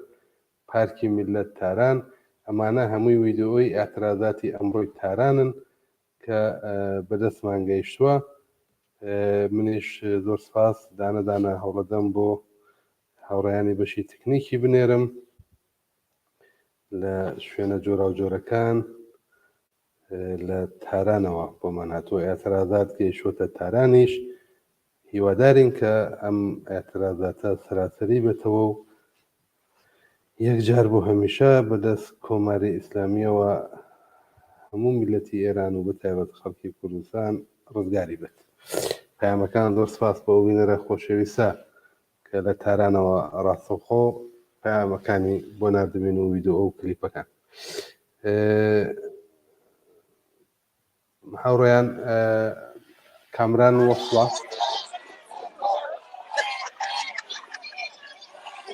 ئەمرانگیان خوا و کاتت باش. کاتتان باش دیسان هەوڕێیان ماندوونە دەنگم دێ. بەڵێ دەنگی تۆ دێ بۆ لای ئێمە. بارودۆخی ئەکسیۆنەکە چۆنە؟ وا دیارە تەسویرەکە وانیتانەدا کە خەڵکێکی بەرچاو بەشداری کردووە. بەڵێ هاوڕێ تۆ هەوڕێمی هەرمەتی دەیبینن خەڵک دەرە زیاد دەبێت لە هەموو لایەکەوە بە شێوەیەکە پۆلیسی سەمی گەران بوونە دە خەریکن دەورمانەگەن لەبار حاڵەمە ئیجازەمان هەیە باسی زۆر بە گەرم و گوڕی دەباتە پێشەوە هەوڕێیان لە هەموو لایەکەوە خەریکن سوعار دەدەن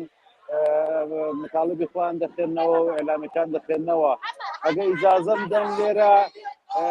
هاوڕێ کاڵێ ئاتەشین هونەرمەندی شۆڕژگەری خۆشەویستمان لایە ئیجازەم بنوەس بکەم. هاوڕێ کاڵە سڵاو و ڕێزمانەیە بۆی بەڵێ زۆر خۆشحاڵە بین.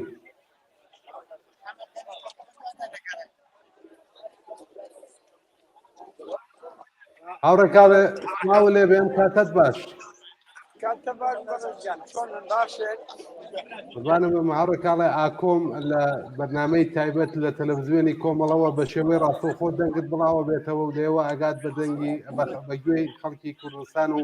هەموو بینەرانی ئێستای تەلەڤیزیۆنی کۆمەڵە. لەم ڕۆژەدا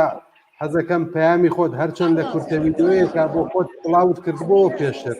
حەزەکەین جارێکی تر لە ئاکسیۆنا کە ئێستا بەکاری دەوێتەوە دەنگ و پەیامی خۆت بەگوێی خەڵکی کوردستان بگەێنیت.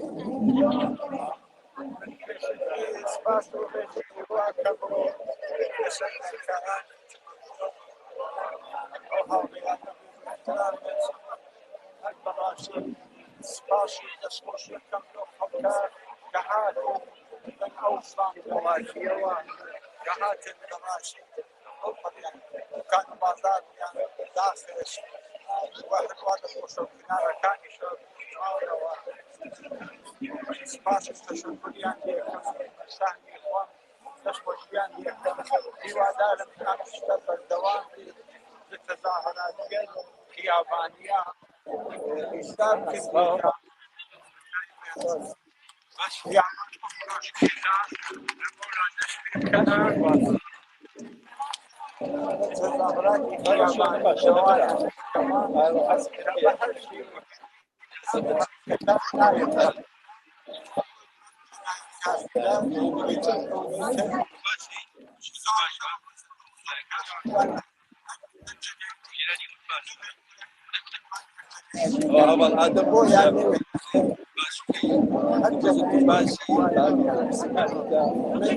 ئەمرانگیان دەنگی خۆشت دێت دەنگی کاکاڵێ تۆ بێ زەعیفە ئەگەر بتوانیت تۆزێک بیتەوە بە خۆشت ئەوکات مایکەکەت هەردوو مایکەکەت بێت بە کاکاڵێ ئەگەری ئیجازەم بدەی بڵە بەسەر چاو.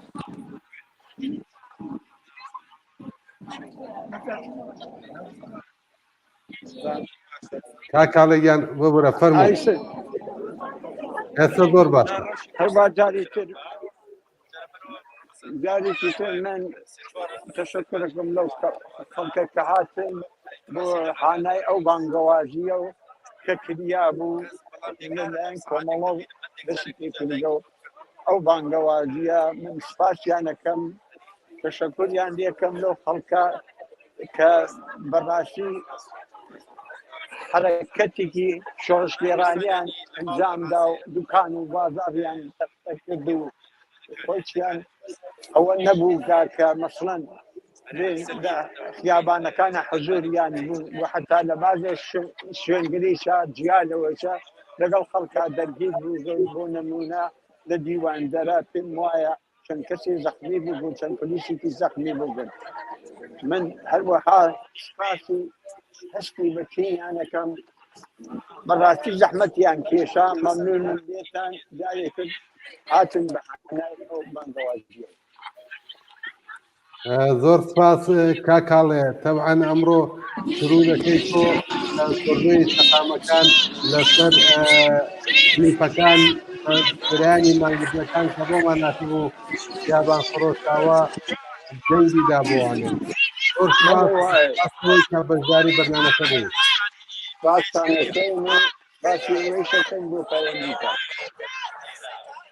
باس کاک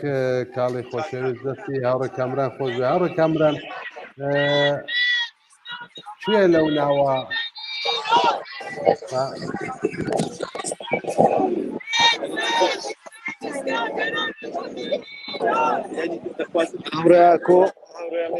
هاوڕێ کامران کەسێک هەیە لەو ناوە ئاگام لە هاوڕێژیانی زوڵفقاری بوو کەدارێکی تر لە هاوڕێیان کەسێکی تر هەیە دەوێت پەیدایان کەم هەوڕێ ئاکۆ ئەیسا هاوڕێ سعدی ئەبینم لێرە هاوڕێژیانی دەبینم هەردووکیان بە خۆشبەختیەوە لێرن لە حەز دەکەین لە هاوڕێ سعدی دەست پێ دەکەین دوایە هاوڕێ ژیانیش لێرەیە هەردووکیان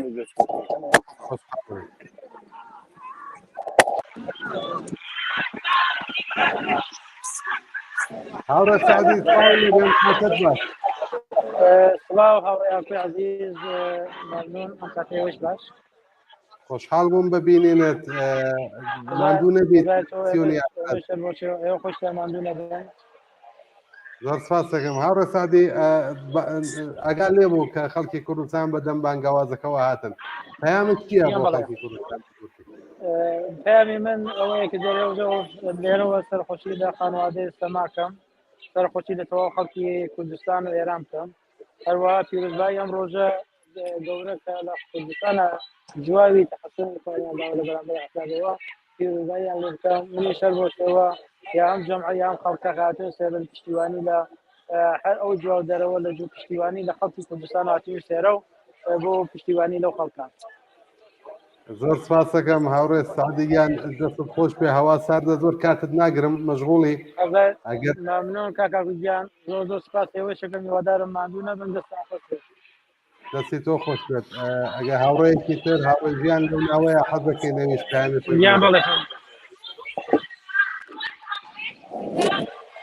بەڵام هەردوو مایکەکەی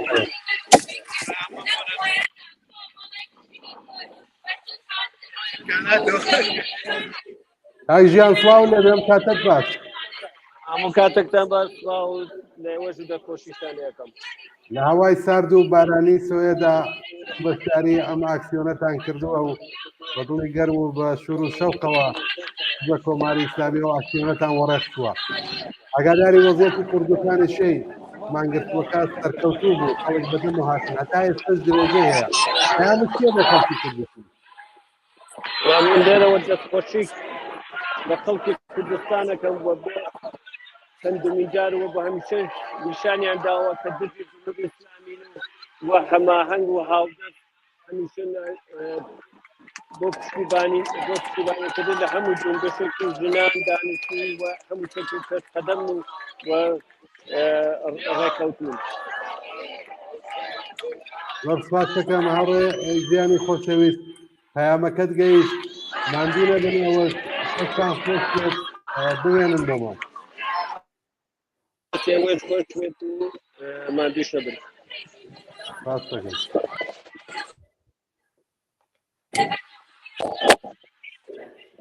هاوڕێیان دەڵێ کامرانگیان پرسیارێکی کورت با زۆر کاتی تۆش نەگرم ئیستیقباڵی خەڵکی سوئێد یعنی خارجیەکانی ئەوێ یا فەزای عمومی سوئێد بەنسبەت ئەم مەسەلە مشەخەسەوە چی بووە توانی زانیاریەکمان بیتە لەو بارەوە والله ئەوەی کە دەی باسە بی لە باسابێکی گستەردەی هەبوو مەسەلا و بەتابەت بە پێم احتسابەوە اعتراضاتی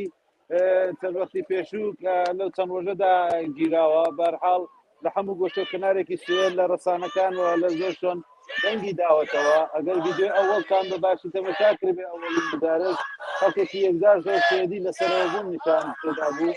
و ئەوە نیشاندەریەوەیە کە خەڵکی بێحمی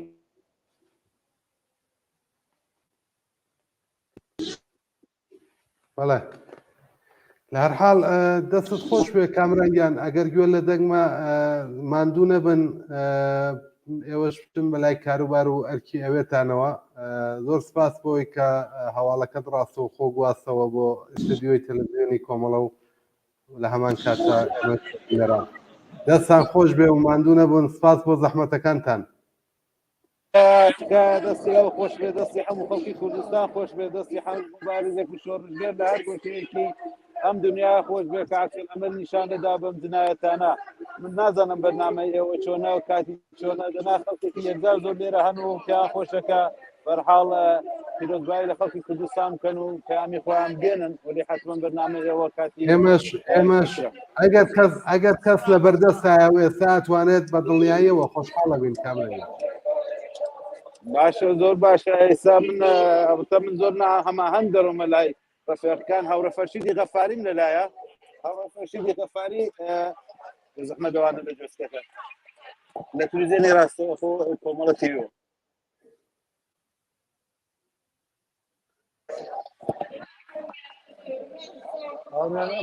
باش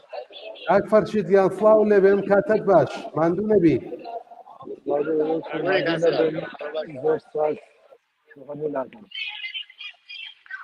کاک فەرشید ئاگاداری مانگرتنەکەی خەڵکی کوردستان بوو لەمڕۆ ئاگاداری پێشوازیەکەشی بووی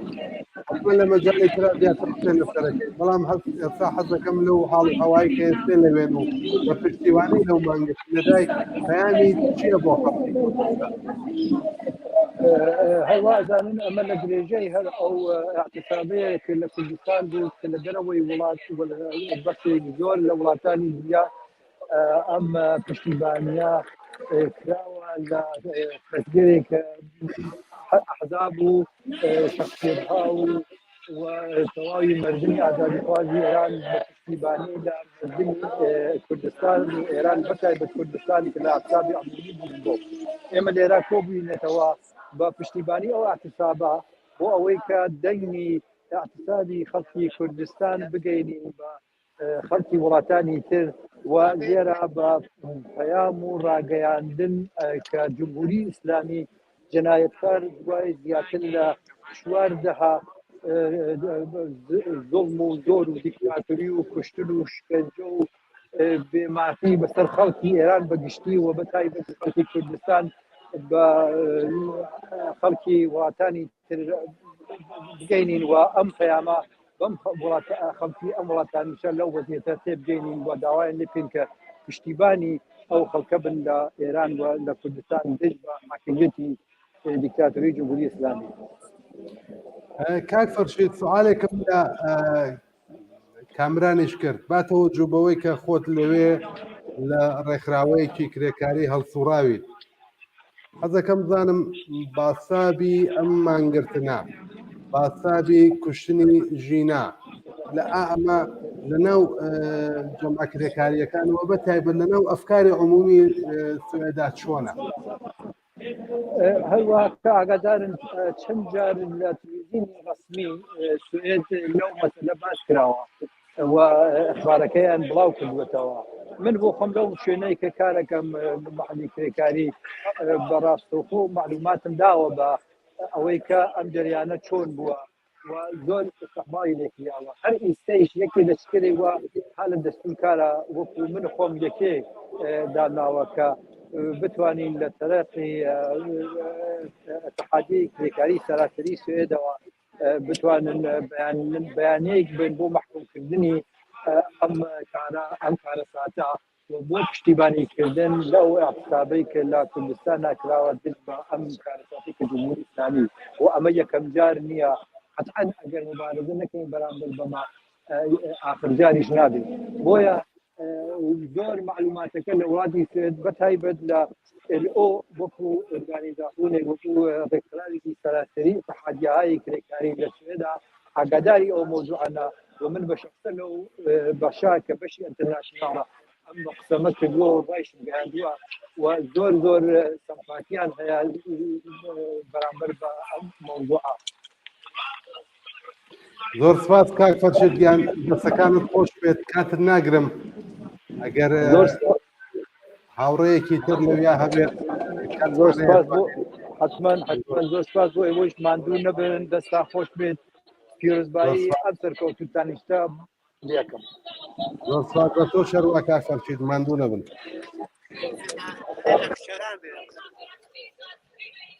کامران کاک سەلاحی کەماڵیم دی لەویا یادانێنەوە هاوڕێیانە والله هاوڕێ ئاشتی لێرەیە لە هاوڕێیانی شەڕگەری ژنمان داوە ئەگەر ئیجازە بدەن مەیکەکە بدەم بەو خەڵەتیان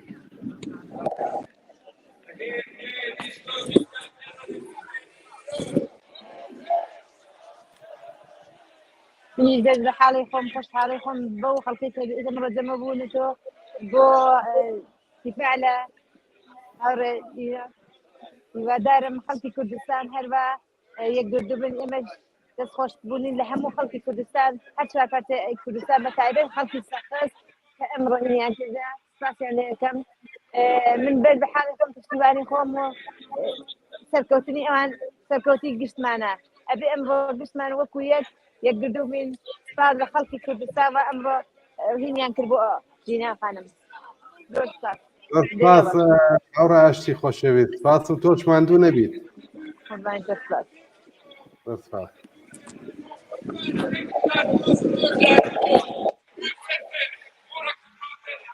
هاوڕێیان کامرانگیان کاک سەلاحی کەماڵیم دی ئەوە کاک سمایلی قارەمانی ئەو ڕفیقانە هەر کامیان توانیان یەک نەفەری ترمان ئەوانە مەشغوڵی کارێکن کاک سەلاحی کەماڵی ئەوە کاک سەلاحی کەماڵی چەند نازێت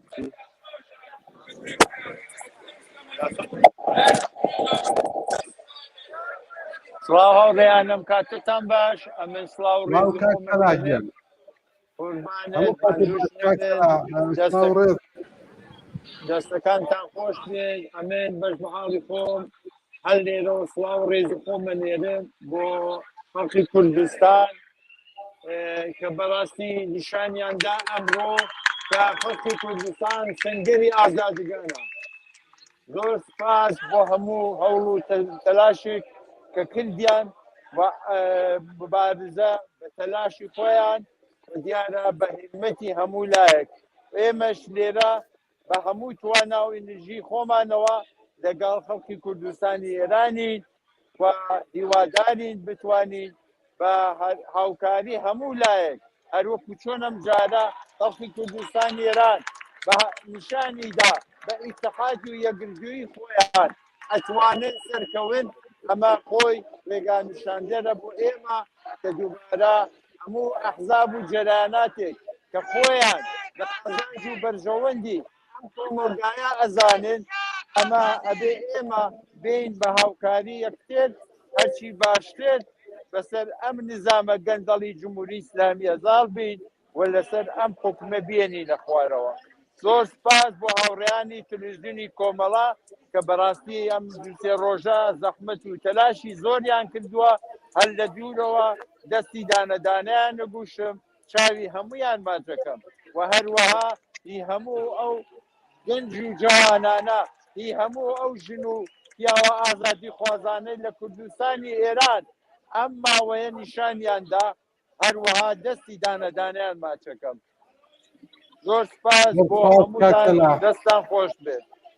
سپاس کاک سەلاح بۆ تۆش سپاس ماندوو نەبن دەستی هەموو لایەک دەستی هاوڕێیانی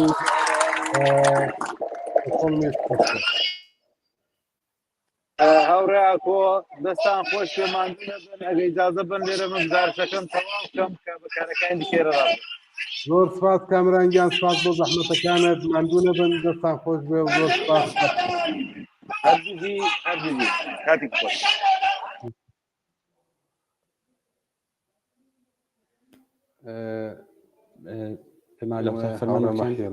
هاوڕێ مەحیا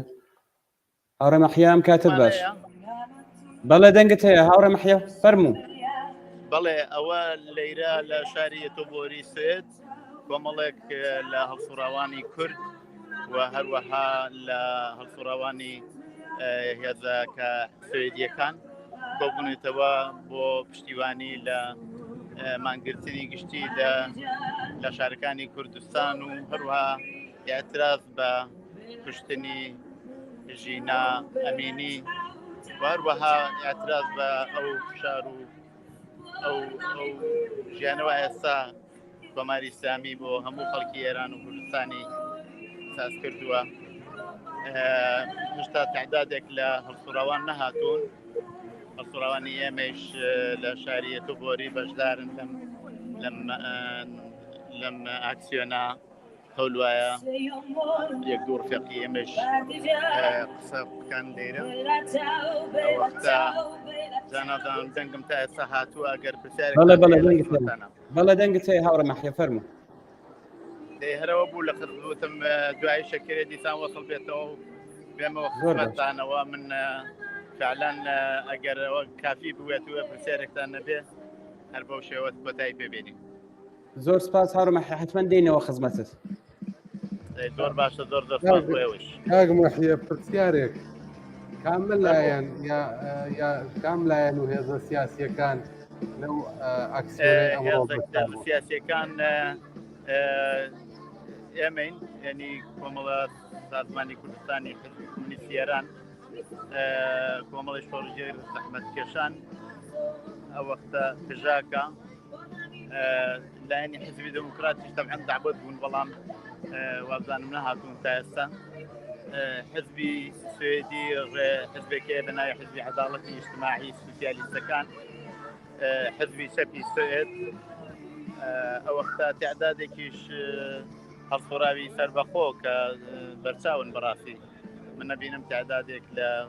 مثلەن ڕاهی کارگەر کەسانی کەیش بەشدار بوون ئەوان نەبووە فقط ئەحزاب و لایەنی کوردی بن بەڵکو جەرایاناتی سیاسی سەراسەری ئێرانیش بەشدارن لەو هەڵسوڕاوە. بە هەر حاڵە جەماعەتێکی تەقریبەن نتوانم بڵێم نزیکی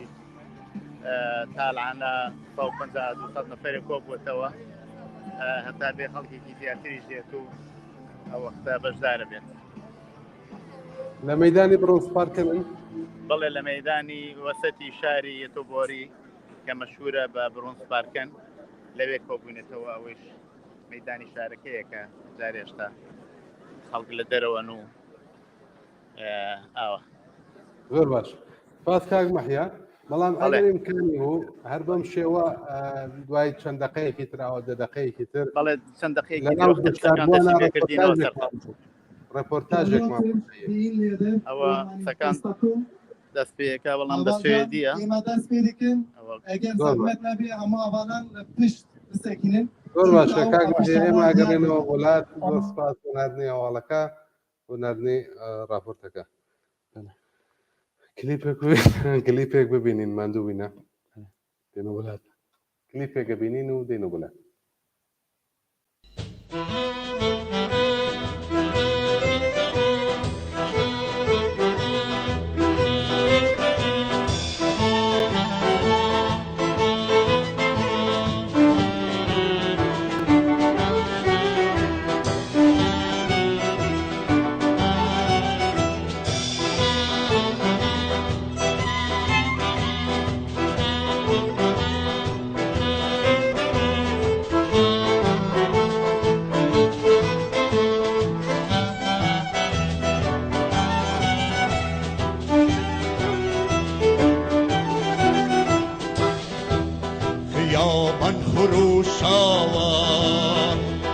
هستا و زندو خیابان خروش آور هستا و زندو صدان دستولش پیکر و رمزی سندجی کویلتی خیابان سنگر خیابان سنگر شدی خیت فنگو سری پل اندیش شری خیت فنگو سری پل اندیش بزار و چکونش بدایلم بزار و چکونش بدایلم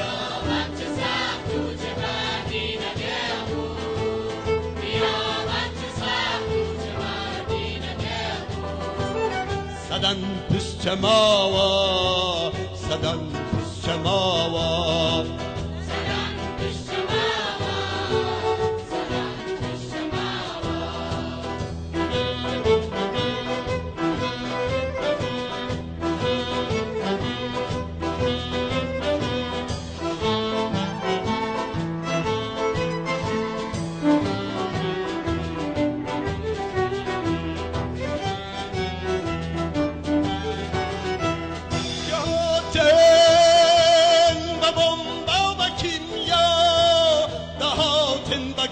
سنگرو خاکی جنگ آوردا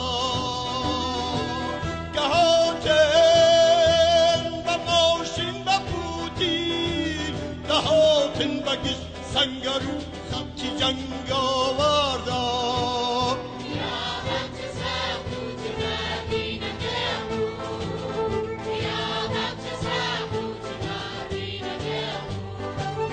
صدن پشت ماوا صدن پشت ماوا صدن پشت ماوا صدن پشت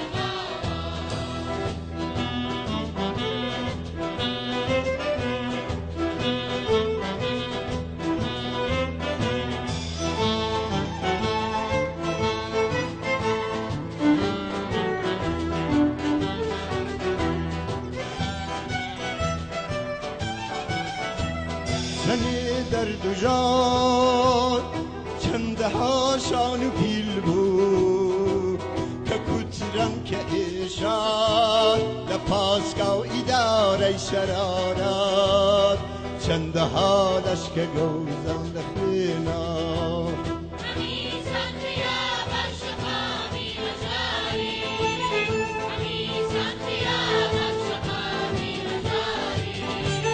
الله و دوباره دشی کلتی و مینتاوا خیابان به بیتا پراپار شپوری شرو اعتراض و شورش شپوری شرو اعتراض و شورش شپوری شرو اعتراض و شورش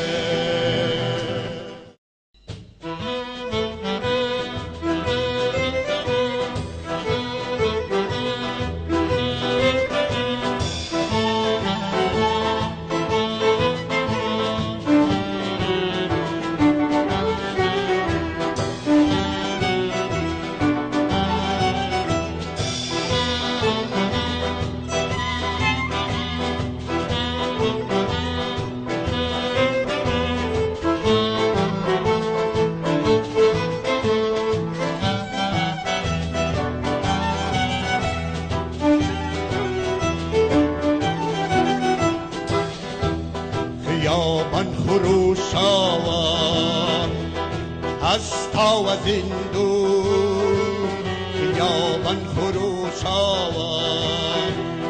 هستا و زندون صدن دستولش پیکر و رمزی سندجی کویلتی خیابان سنگر خیابان سنگر شدی خیت فنگو سری پل اندیش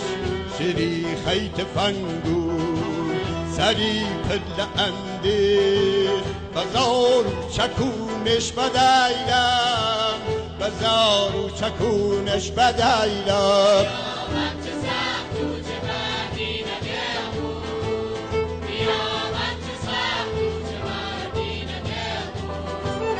صدن پشت ماوا صدن پشت ماوا صدن پشت ماوا صدن پشت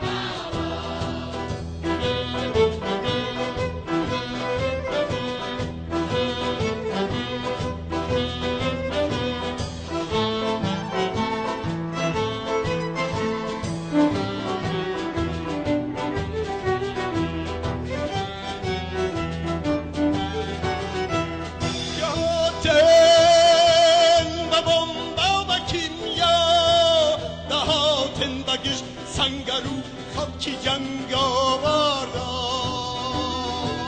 کە هاتن بە ماشین بە پوتین دەهاتن بە گشت سەنگەر و خەڵکی جەنگاواردا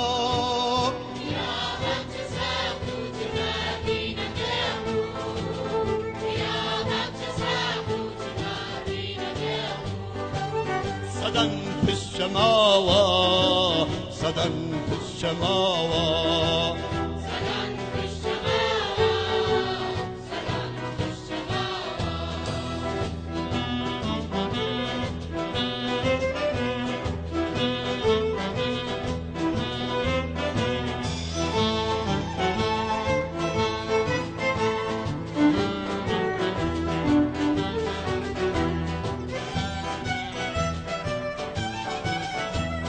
سنی درد و جان چندها شان و پیل بود که کترم که ایشان لپاسکا و اداره شرارات چندها لشک گوزن لخینا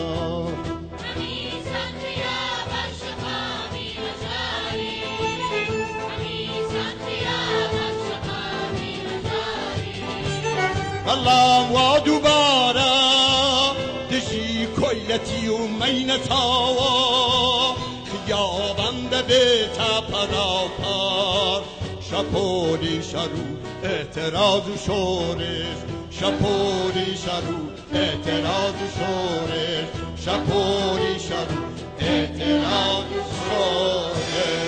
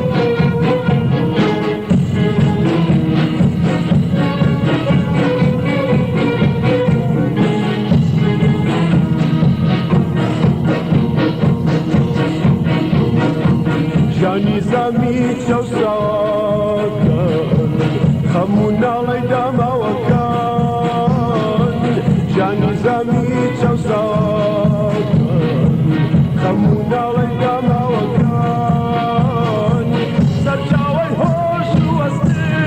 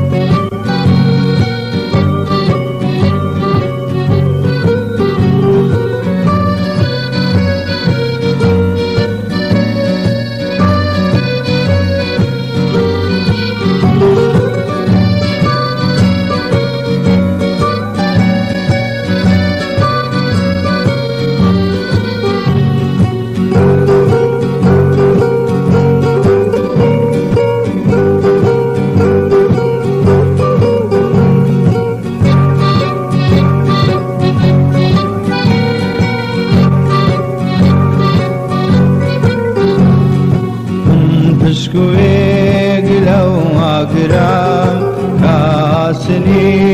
شاتاوێنێ من دڵ و پێک لەو بارانم کا دەریایەک بادی دێنێ من شەماڵێمە و شەماڵی ڕەشنەی بە سۆز و تاو بە سۆز و تاو دامە و بەهار بەفریداگیر کاری وڵاتەکەم باوەکەم باو من ژی لەمە مەوژی لەم وای دوایە زاران ئاو لێ پژان دیسانەوە گردە هاویم مەیڵێمەوە گۆرانی ژیان هەیڵێمەوە گۆرانی ژیان هەیڵێمەوە گۆرانی ژیان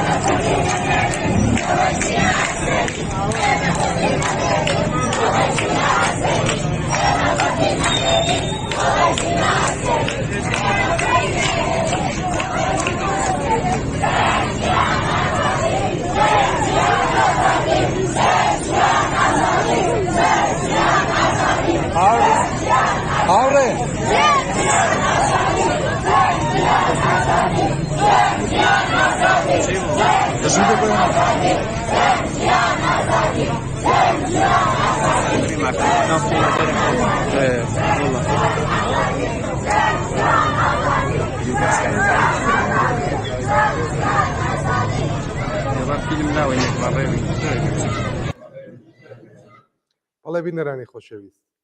کلیپی هاوشێوەمان زۆر بەهاتووە لە تەقەی هێزەکانی ڕژیم لە خەڵکی ناڕازی لەسەر شەقا کۆمەڵی خەڵک بریندار بوون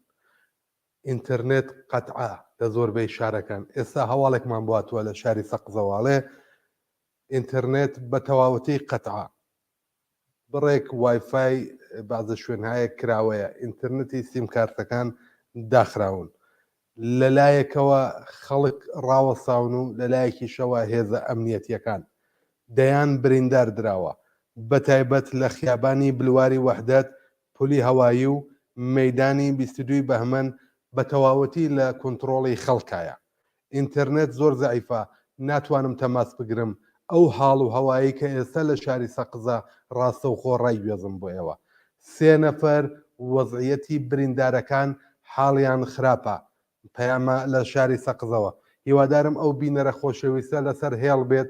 لانیکەم ئەو بتوانێت هەواڵەکانمان بۆ ڕایگوێزێتەوە ئەو هەواڵانەی کە بەدەستی ئەگات بەدەست ئێمە بگەێنێت کە بتوانین ڕاستەوخۆ بیگوێزینەوە و بەدەستی خەڵکی بگەێنین بینەرێکی ترمان لە شاری بانە چەند ویدۆی بۆ نردوین و پەیامێکی بە خودکار نووسراوە لەسەر کاغەز بۆ ئێمەی نردووە نووسێتی سڵاو لە کۆمەڵە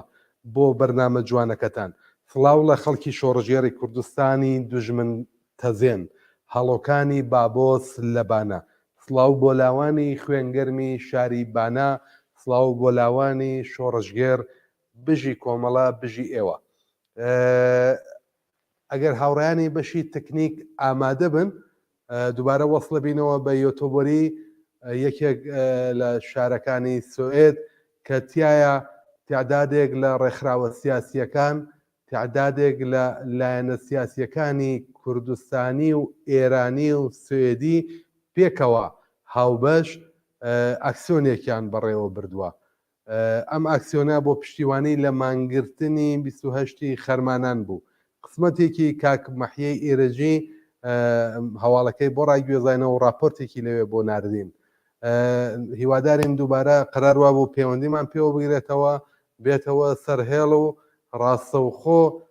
لە حاڵ و هەوای ئەو ئاکسیۆنەش هەروەکو ئێستا کۆڵم ڕپۆرتاژێکمان پێشکەش بکات. ئەگەر هاوڕێیانی بەشی تکنیک کاک مەحیا ئەم کاتت باش کاک مەحیا. ئەو کاتێ خۆت باش کاکاکەوە لێرە خەڵکێکی زیاتر لەوەی وا پێشتر لە راپۆرتەکە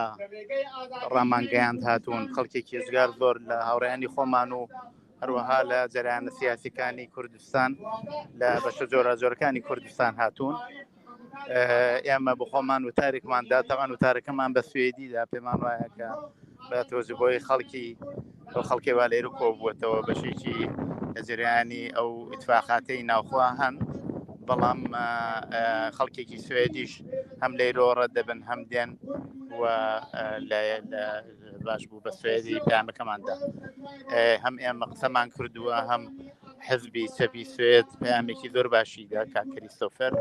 کە پێشتر مقابلەیەکمان لەگەڵێ بووە و ئێستا نوێنەری پژاک خەریکە قساکات و هەروەکە ئەیبێنن بەشێکی زۆر لە هاوڕێیانمان لێرە هەن کە لێرن ئەوە کاک حسێنی خۆمان لێرە لەگەڵ دکتۆر ئەحمەد ئەو ڕاستەوخۆ لە تەلەڤیزیۆن بڵاو بنەوە. ساڵم کاتتان باش.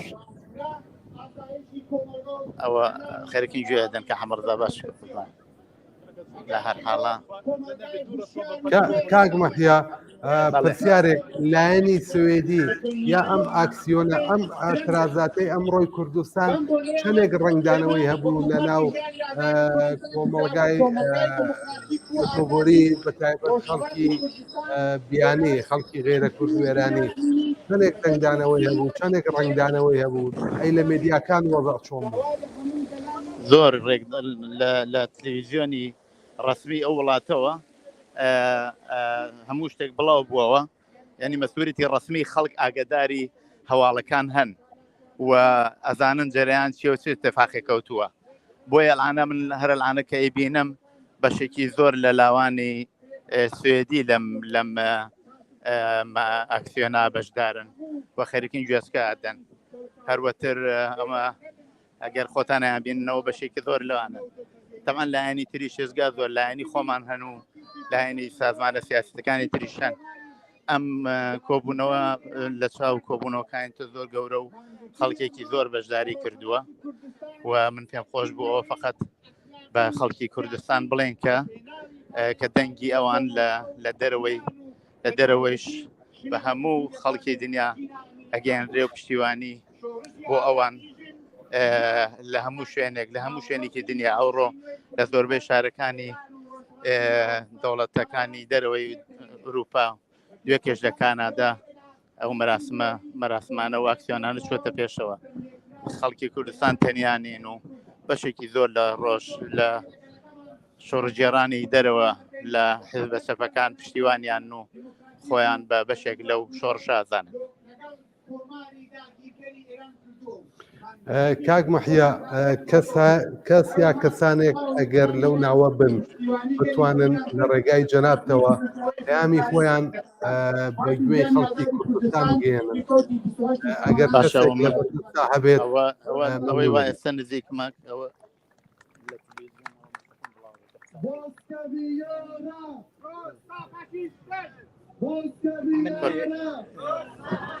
سەرەتا سەرخۆشی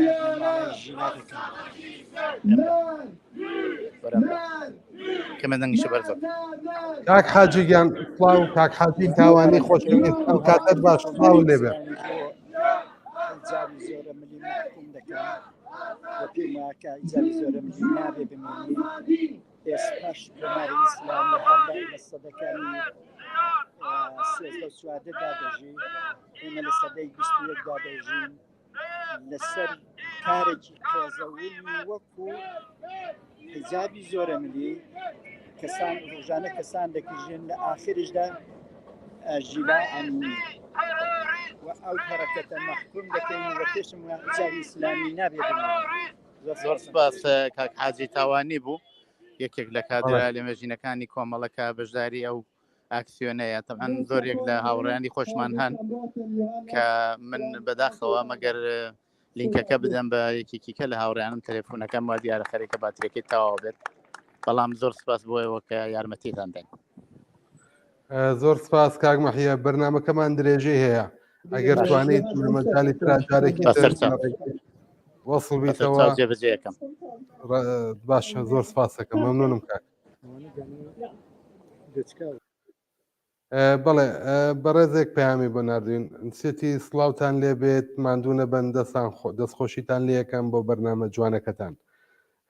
کاک ئاکۆ زۆربەی خەڵکی ڕۆژهەڵات وتویانە کە دەستی خاڵی بەبەرد هیچمان پێ ناکرێ و داوای چەک و چۆڵیان لە حیزبە ڕۆژهەڵاتیەکان کردووە ئایا ئێمە چ جوابدانەوەیەکمان هەیە بۆ ئەو خەڵکە کە ئایا چەک و چۆڵیان پێگەێنین یان نا ئەمە قۆناغێکی تر لە مبارزەیە ئەبێ هەڵسەنگاندنێکی سیاسی هەڵسەنگاندنێک بۆ ئەم بار و دۆخە تازەیە بکەین بزانین ئایا چه هەڵوێستێکی تازە چه هەڵسەنگاندێکی هێز هاوسەنگی هێز لەلایەن خەڵکو و کۆماری ئیسلامیەوە بکرێت گەیاندنی چەک و چۆڵ ئێستا بە خەڵک ئاسان نییە لە هەر حاڵ ئێمە ئەبێت جارێکی تر بین و هەڵسەنگاندنێکی ئەم بارودۆخە بکەین چی لە ئێمە بخوازێت ئێمە درێغ ناکەین داوامان لە حەسەنی ڕەحمانپەنا ئەندامی کمیتەی ناوەندی کۆمەڵە کردووە کە بێتە ئستودیۆ وعدی پێداوین کە خۆی بگەێنێتە ئێرە و پێکەوە لە خزمەت ئێوە یابین حتمما بە مەحزی گەیشتنی هاوڕە حەسەن بۆ ئێرە ئێمە ئەم پرسیارە خینە بەردەم کاک حەسەنیش کە وەڵاممان بداتەوانێت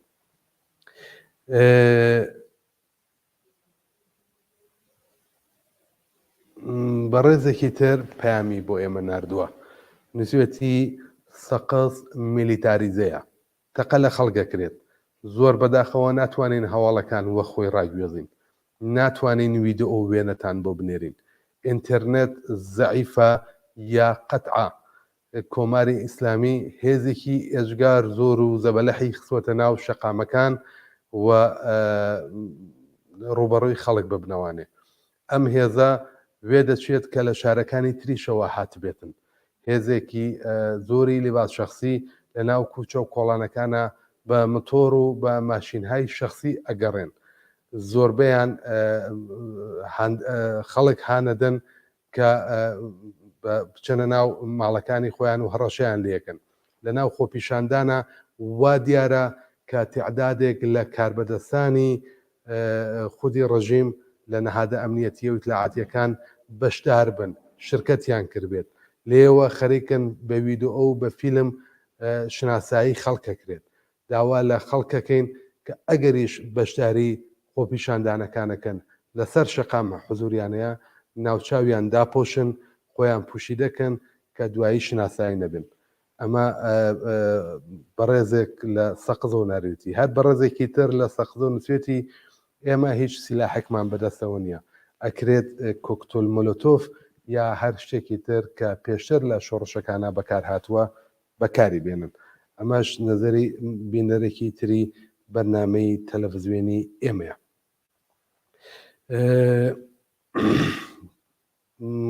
کامرانم کاتت باش دەنگت بڵاو بێتەوە لە تەلەڤیزیۆنەوە فەرموو هاوڕە کامران سڵاو لێبێ دەنگت بڵاو بێتەوە لە تەلەڤیزیۆنی کۆمەڵەوە فەرموو بەڵێ دەنگەکەی بڕا ویدۆی ترمان بۆ هاتووە لە شاری بانەوە سپاس بۆ ئەو بینەرە ئەلۆم کاتت باش بینەری خۆشەویست دەنگت بڵاو بێتەوە فەرموو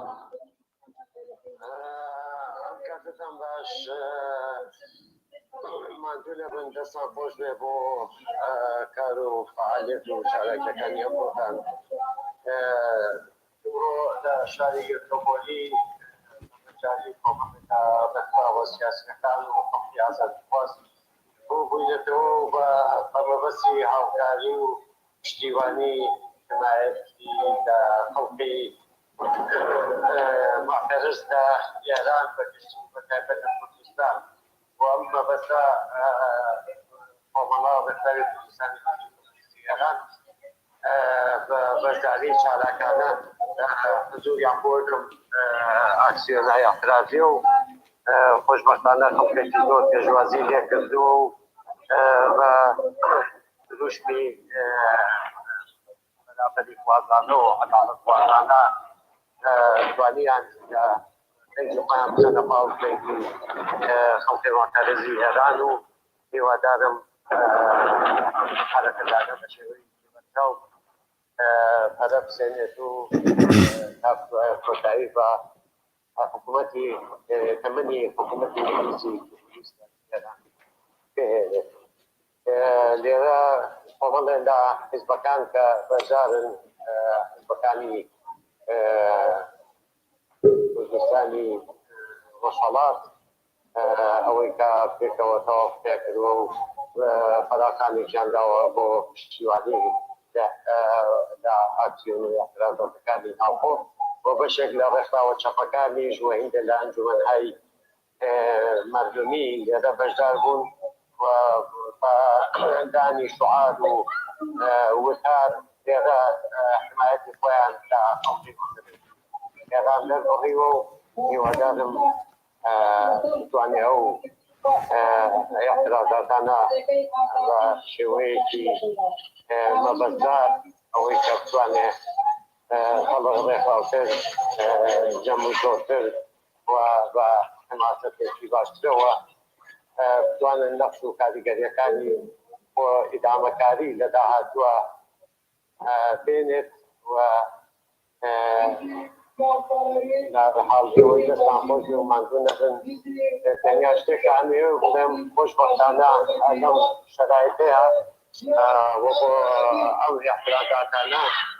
ڕۆژەیە کە جاران جمهوری ئیسلامی بە خەڵک وەرگرتن لە کەفتەخانانەوە و ئاژاوەدانەوە لە بینی جەرایاناتی لە بینی ئەقوام و میلەتهای جیاواز لە ئێرانە ئەیتوانی کە ئەو هەمبەستگی و ئیتحادە بە شێوەیەک یەکگرتوو نەبێ. بەڵام خۆشبەختانە بۆ ئەو نیشانانە لە وەحدەت و ئیتحادی یەکپارچەیی لە سەرتاسەری ئێرانە ڕێککەوتووە و هیوادارم بتوانێت ئێدامەی هەبێت و کە کۆتایی بێنێ بە تەمەنی مجلیسی ئەم ڕژیمە. لەگەڵ ڕێز و حرمەت بۆ هەموو کێوە خۆشەویست و ماندوونەبوونیتان و هیوادارم ئیدامەکاری ئەم اعتراضاتانە هەروە بە شێوەیەکی بەتەواو بڕواتە بەدەوە. زۆر سپاس هاوڕێم تەلەوی خۆشەویست، سپاس و ماندوو نەبن. ڕێز و سڵاومان بۆ هاوڕێیانی بەشداربوو لە ئاکسیۆنی یۆتۆبۆری. کات خۆش. کات خۆش. بەڵێ بینەرانی خۆشەویست، هەر وەک بەڵێنماندا بوو داوامان لە هاوڕێ حەسەنی ڕەحمانپەنا ئەندامی کۆمیتەی ناوەندی کۆمەڵە کرد کە بێت و لە دوایین زانیاری بارودۆخەکەی کوردستانی ڕۆژهەڵات لە شارەکان لەو ڕوبەڕووبوونەوەی هێزەکانی ڕژیم و خەڵکی خۆڕاگر لەسەر شەقام دوایین زانیارەکانمان بداتێ و وەڵام بە هەندێک پرسیارمان بداتەوانێ. بڕێک لە پرسیارەکانیش پرسیاری ئێوە بوو.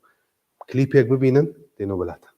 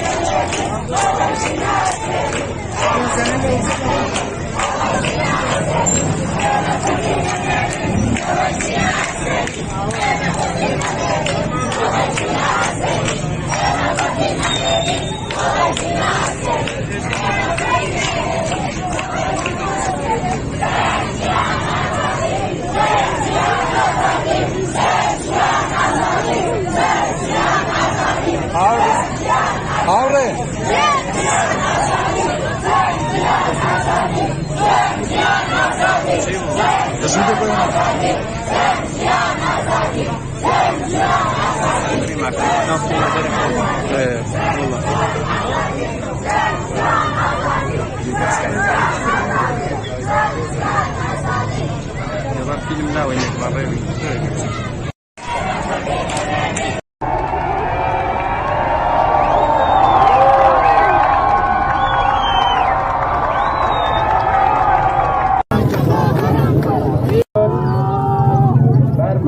قانون عمل کنید اگر کسی ضرر کرد این قانون من از یک سال دارم با شما صحبت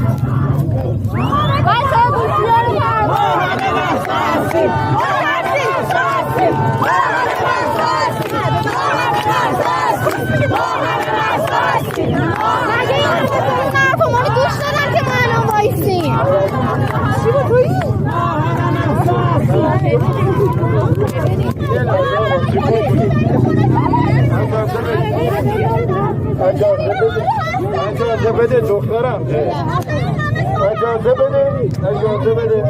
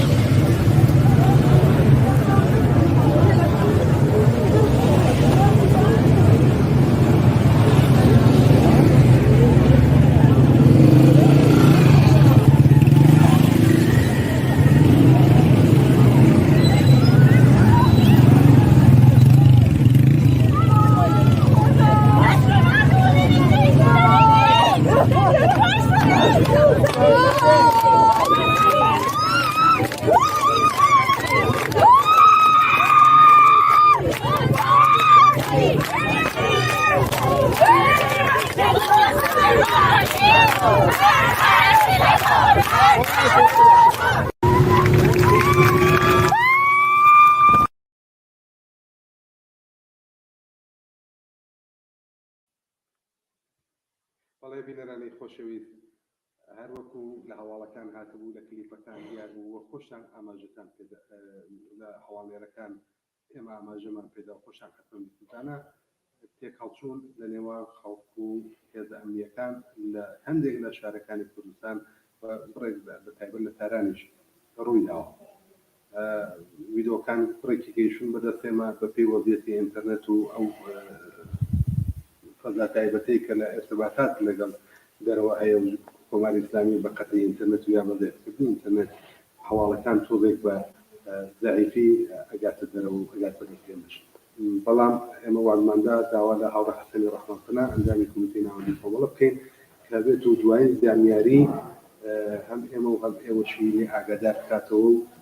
وەڵام بە هەندێک پرسیارمان بداتەوە هاوڕە حەسەن سوپاس دووبارە کە هاتیتەوە بۆ استودیۆ قبول زەحمەتە زۆر سپاس و ئێوە هاوکارانتان و ماندوو نەبن لە بەیانی وەرزوو خەریکن و سەرقاڵن دەستان خۆش بێ ماندوو نەبن حەزەکەین لە دوایین زانیاری لە ئاماری بریندارەکان کوژراوەکان وەزعیەت چۆنە ئەوەی ڕاستی بێت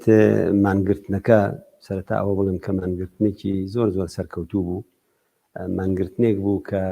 تقریبەن هەموو شارەکانی کوردستانی هەر لە شمالەوە تاکوونێ جنوب گرتەوە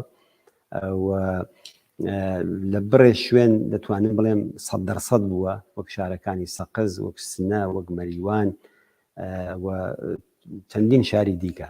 لە بڕێ لە شارەکانی تریشە ئەگەر لە ئەوڵیشەوە بە کەمی دەستی پێکرد بێ ئەوانە هەر لە بەیانی ئەوڵەوە بەو شێوەیە هات لە هێندێ لە شارەکانی تریشە بە تایبەتی تر لە نیمەڕۆ بەو لاوە مەسەلەن شارێکی وەکو نەغەدە کە دوو بەشە خۆمان دەزانین بەشی کوردنشین و تورکنشینی هەیە بەشی کوردنشینەکەی هەتا نیمەڕۆ هەمووی لە مانگرت نابوون لە دوای نیمەڕۆ بەشی تورکنشینەکەشی پەیوەست بوو بە و مانگرتنەوە ئێستا کە ئێمە من لەعان هاتم بۆ ئێرە پەیوەندیەکم لەگەڵ کرماشان بوو هەر ئێستا لە مەیدانی نەوبار مەیدانێکە بەو ناوە بە سەدان و بە خەولی و دێکوت هەزاران کەس کۆبوونەتەوە لایەک خەڵکەکەی لایەک هێزەکانی جمهوری ئیسلامی شعار دەدەن مەترسن ئێمە لەگەڵ یەکین هەموو پێکەوەین نەتەرسی ما هەمە بە هەمەستی و هەروەها شعاری ژن ژیان ئازادیان داوەکە شارێکی زۆر گەورەی کوردنشینە لە شوێنەکانی دیکار عینیشت ئەوەی کە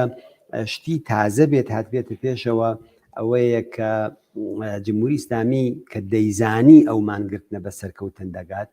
و دەیزانی خەڵک شادی سەرکەوتن دەکەن دێنە دەرەوە دێنە شقامەکان دێنە مەیدانەکان و تایبەتەوەیشی ژنان لە زۆر جێگا حجاب و مەقنع و ئەویان فرێدا لە مەریوان لە سنە لە شوێنەکانی دیکە و جمهوری ئیسلامی هەر لە بەیانیەوە لە دوێنێشەوەکەەوە داغ لە دڵ بوو پەیامی دەدا ئسمسیان دەنات هەڕەشەیان دەکرد لە دوکاندارەکان بە ناوی ئەسنافەوە مەسەرەن ئەسنافی بۆکان ئەسنافی سەقز ئەسنافی سنە کوێ ئیتلاعیان داوە کە ئەوە دوکانەکانتان بکەنەوە کەس جوابی نەدانەوە و خەڵک کە دەیانزانی شادی و خۆشیەکەن لە ئێوارە بەولاوە لەو کاتەوە کە تقریبەن بەرەو تاریکی و کۆتایی مانگرتن دەڕۆیشتین و خەڵک شادی و خۆشییانەکرد مانگرتنەکەیان بەرەو ئاڵۆزی بەرەو تەقەلێکردن و بەرەو بەداخەوە خەڵکی گیانی لەدەستداوە بەپێی ئەو زانیاریانەی کایەکە خەبەریان داوە سنە بریندار هەیە لە دیواندەرە ناوی دوودانە لە گیان مەخت کردووەکان لەسەر تۆڕی کۆمەڵایەتی بڵاو بووەتەوە قسە لە نزیکی 30 نەفەر بریندار هەیە زۆرێک لە بریندارەکان نیان بردوونەتە خەستەخانەکانەوە ناوێرن لە ترسی مامورانی ئیتلاعات و سوپای پاسداران کە لەو شوێنانەدا ناون بۆ ئەوەی کە بریندارەکان بدزن وەکو بارمتە وەکو گرەوگان کە لەو مبارزاتەیە بەشداریان کردێ شەرتیژنی ئەوان تەقیان کردووە خەڵک دەتوانین لە جێگایشیکەوە بەرکەوتووە لە شاری سەقز هەر ئێستا عکسی خامنەیی و پەرچەمی جمهوری ئیسلامیان هێناوەتە خوارەوە لەیەکێ لە مەیدانەکانی شارە قسە لە بریندار کە هەیە هیچ قسە لە گیانبەختکردوویش هەیە لە شاری سەقزیشە لە بانە تەزاوراتی خۆپیشاندانی گەورە کراوە لە بۆکان قسە لە برینداربوونی پیرەپیاوێک و منداڵێک هەیە و خەڵکیی زۆر لەوێش ڕژاونتە سەر شەقامەکان وانە بۆیە کولەن مانگرتنێکی سەرکەوتوانە بوو خەڵکی کوردستان جارێکی دیکە سەلماندیان کە دژ بە بێعەداڵەتین بەرابەری خوازن دیفاع لە حقوقی ژن دەکەن و هەروەها ئەوەی دەڵێن کۆمەلگای کوردستان کۆمەلگایکی حیزبیە دیافتەیشە ئەوڕۆکە جوابیشیان بەوە دایەوە و جوابیشیان بە جمهوری ئیسلامی دایەوە کە لە کوردستانە جێگە و پێگەینی هەر ئەوەی کە بەیانیش بەیەکەوە قسەمان کردوتمان ئەمە ڕێفراندۆمە ئەمە توانم بڵێم چوارمین ڕێفراندۆمە لە تەمەنی جمهوری ئیسلامی لە کوردستانە کە جوابی مثبەتی وەرگرت 12 فەروەردین یەکەم مانگرتن بۆ شوانەی سید خادری کە کۆمەڵە بە تەنیا خۆیشی بانگەوازیدا 16 گەلاوێش مانگرتنی 89 بۆ 12 ئوردوبێژ بۆ گیانبەختکردنی فەرزادی کەمانگەر و هاوڕێکانی هەروەها ئاخرین مانگرتنیش کە دژ بە ئەعدامی ئەو سێلاوە و تۆبارانکردن و بۆمبارانکردنی مەقڕەکانی حیزبی دموکرات بوو ئەمە چوارمین مانگرتنە و ئەم مانگرتنە بە باوەڕی من لەوان سەرکەوتوتر یا خەڵکی زۆرتر بەشداری تێدا کرد دەتوانێت زۆر هۆکاری بۆ باس بکەین یەکێکی ئەو کۆدەنگێ بوو کە دروست بوو یەکێکی تری دنیای مجازی ئەمڕۆکە و دنیای میدیای ئەمڕۆکەیە لە دنیای مەجازی ئەمڕۆکەدا هەر کەسێک بۆ خۆی خەبەرنگارێکە یعنی جمهوری ئیسلامی نەیتوانی لە زۆر جێگا ئینتەرنێت بڕدرا لە سەقز هەر لە نیوەڕۆ ئینتەرنێت قەتع بەڵام شەبەکایەکی تریان پەیدا کرد لە تەریقی دۆست و ئاشنا و دەرەوە ئەملا ئەولا ئەوانە خەبەرەکانیان گەیان لە سنە هەر عینیشت شەبەکەی ماهوارەی کۆمەڵە هەر پەرازیتی زۆر توندی لەسەر بوو لە شاری سنە بەس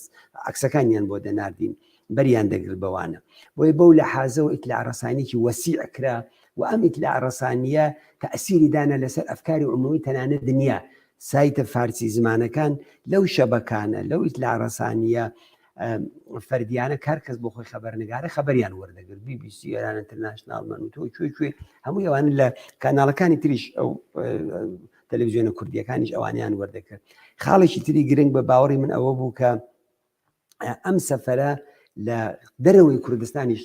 جوڵە پەیدا بوو لە دەرەوەی کوردستانیش هاوبەستی بەتایبەت لە ناو دانیجویانە دانیجویان لە دانیشگاکانی جۆرا و جۆر هاتنە سەر شەقام ڕسمی مەحسایان بەرزۆ کرد ما هەمە مەحسا هەستیم ئەوانەیان کرد لە دانیشگای پۆلیتێکنیک لە شیراز لە شوێنەکانی دیکە و هەر ئەو ئێوارە لە تاران تەزاوراتی گەورە بووە ئەوەڵ جارە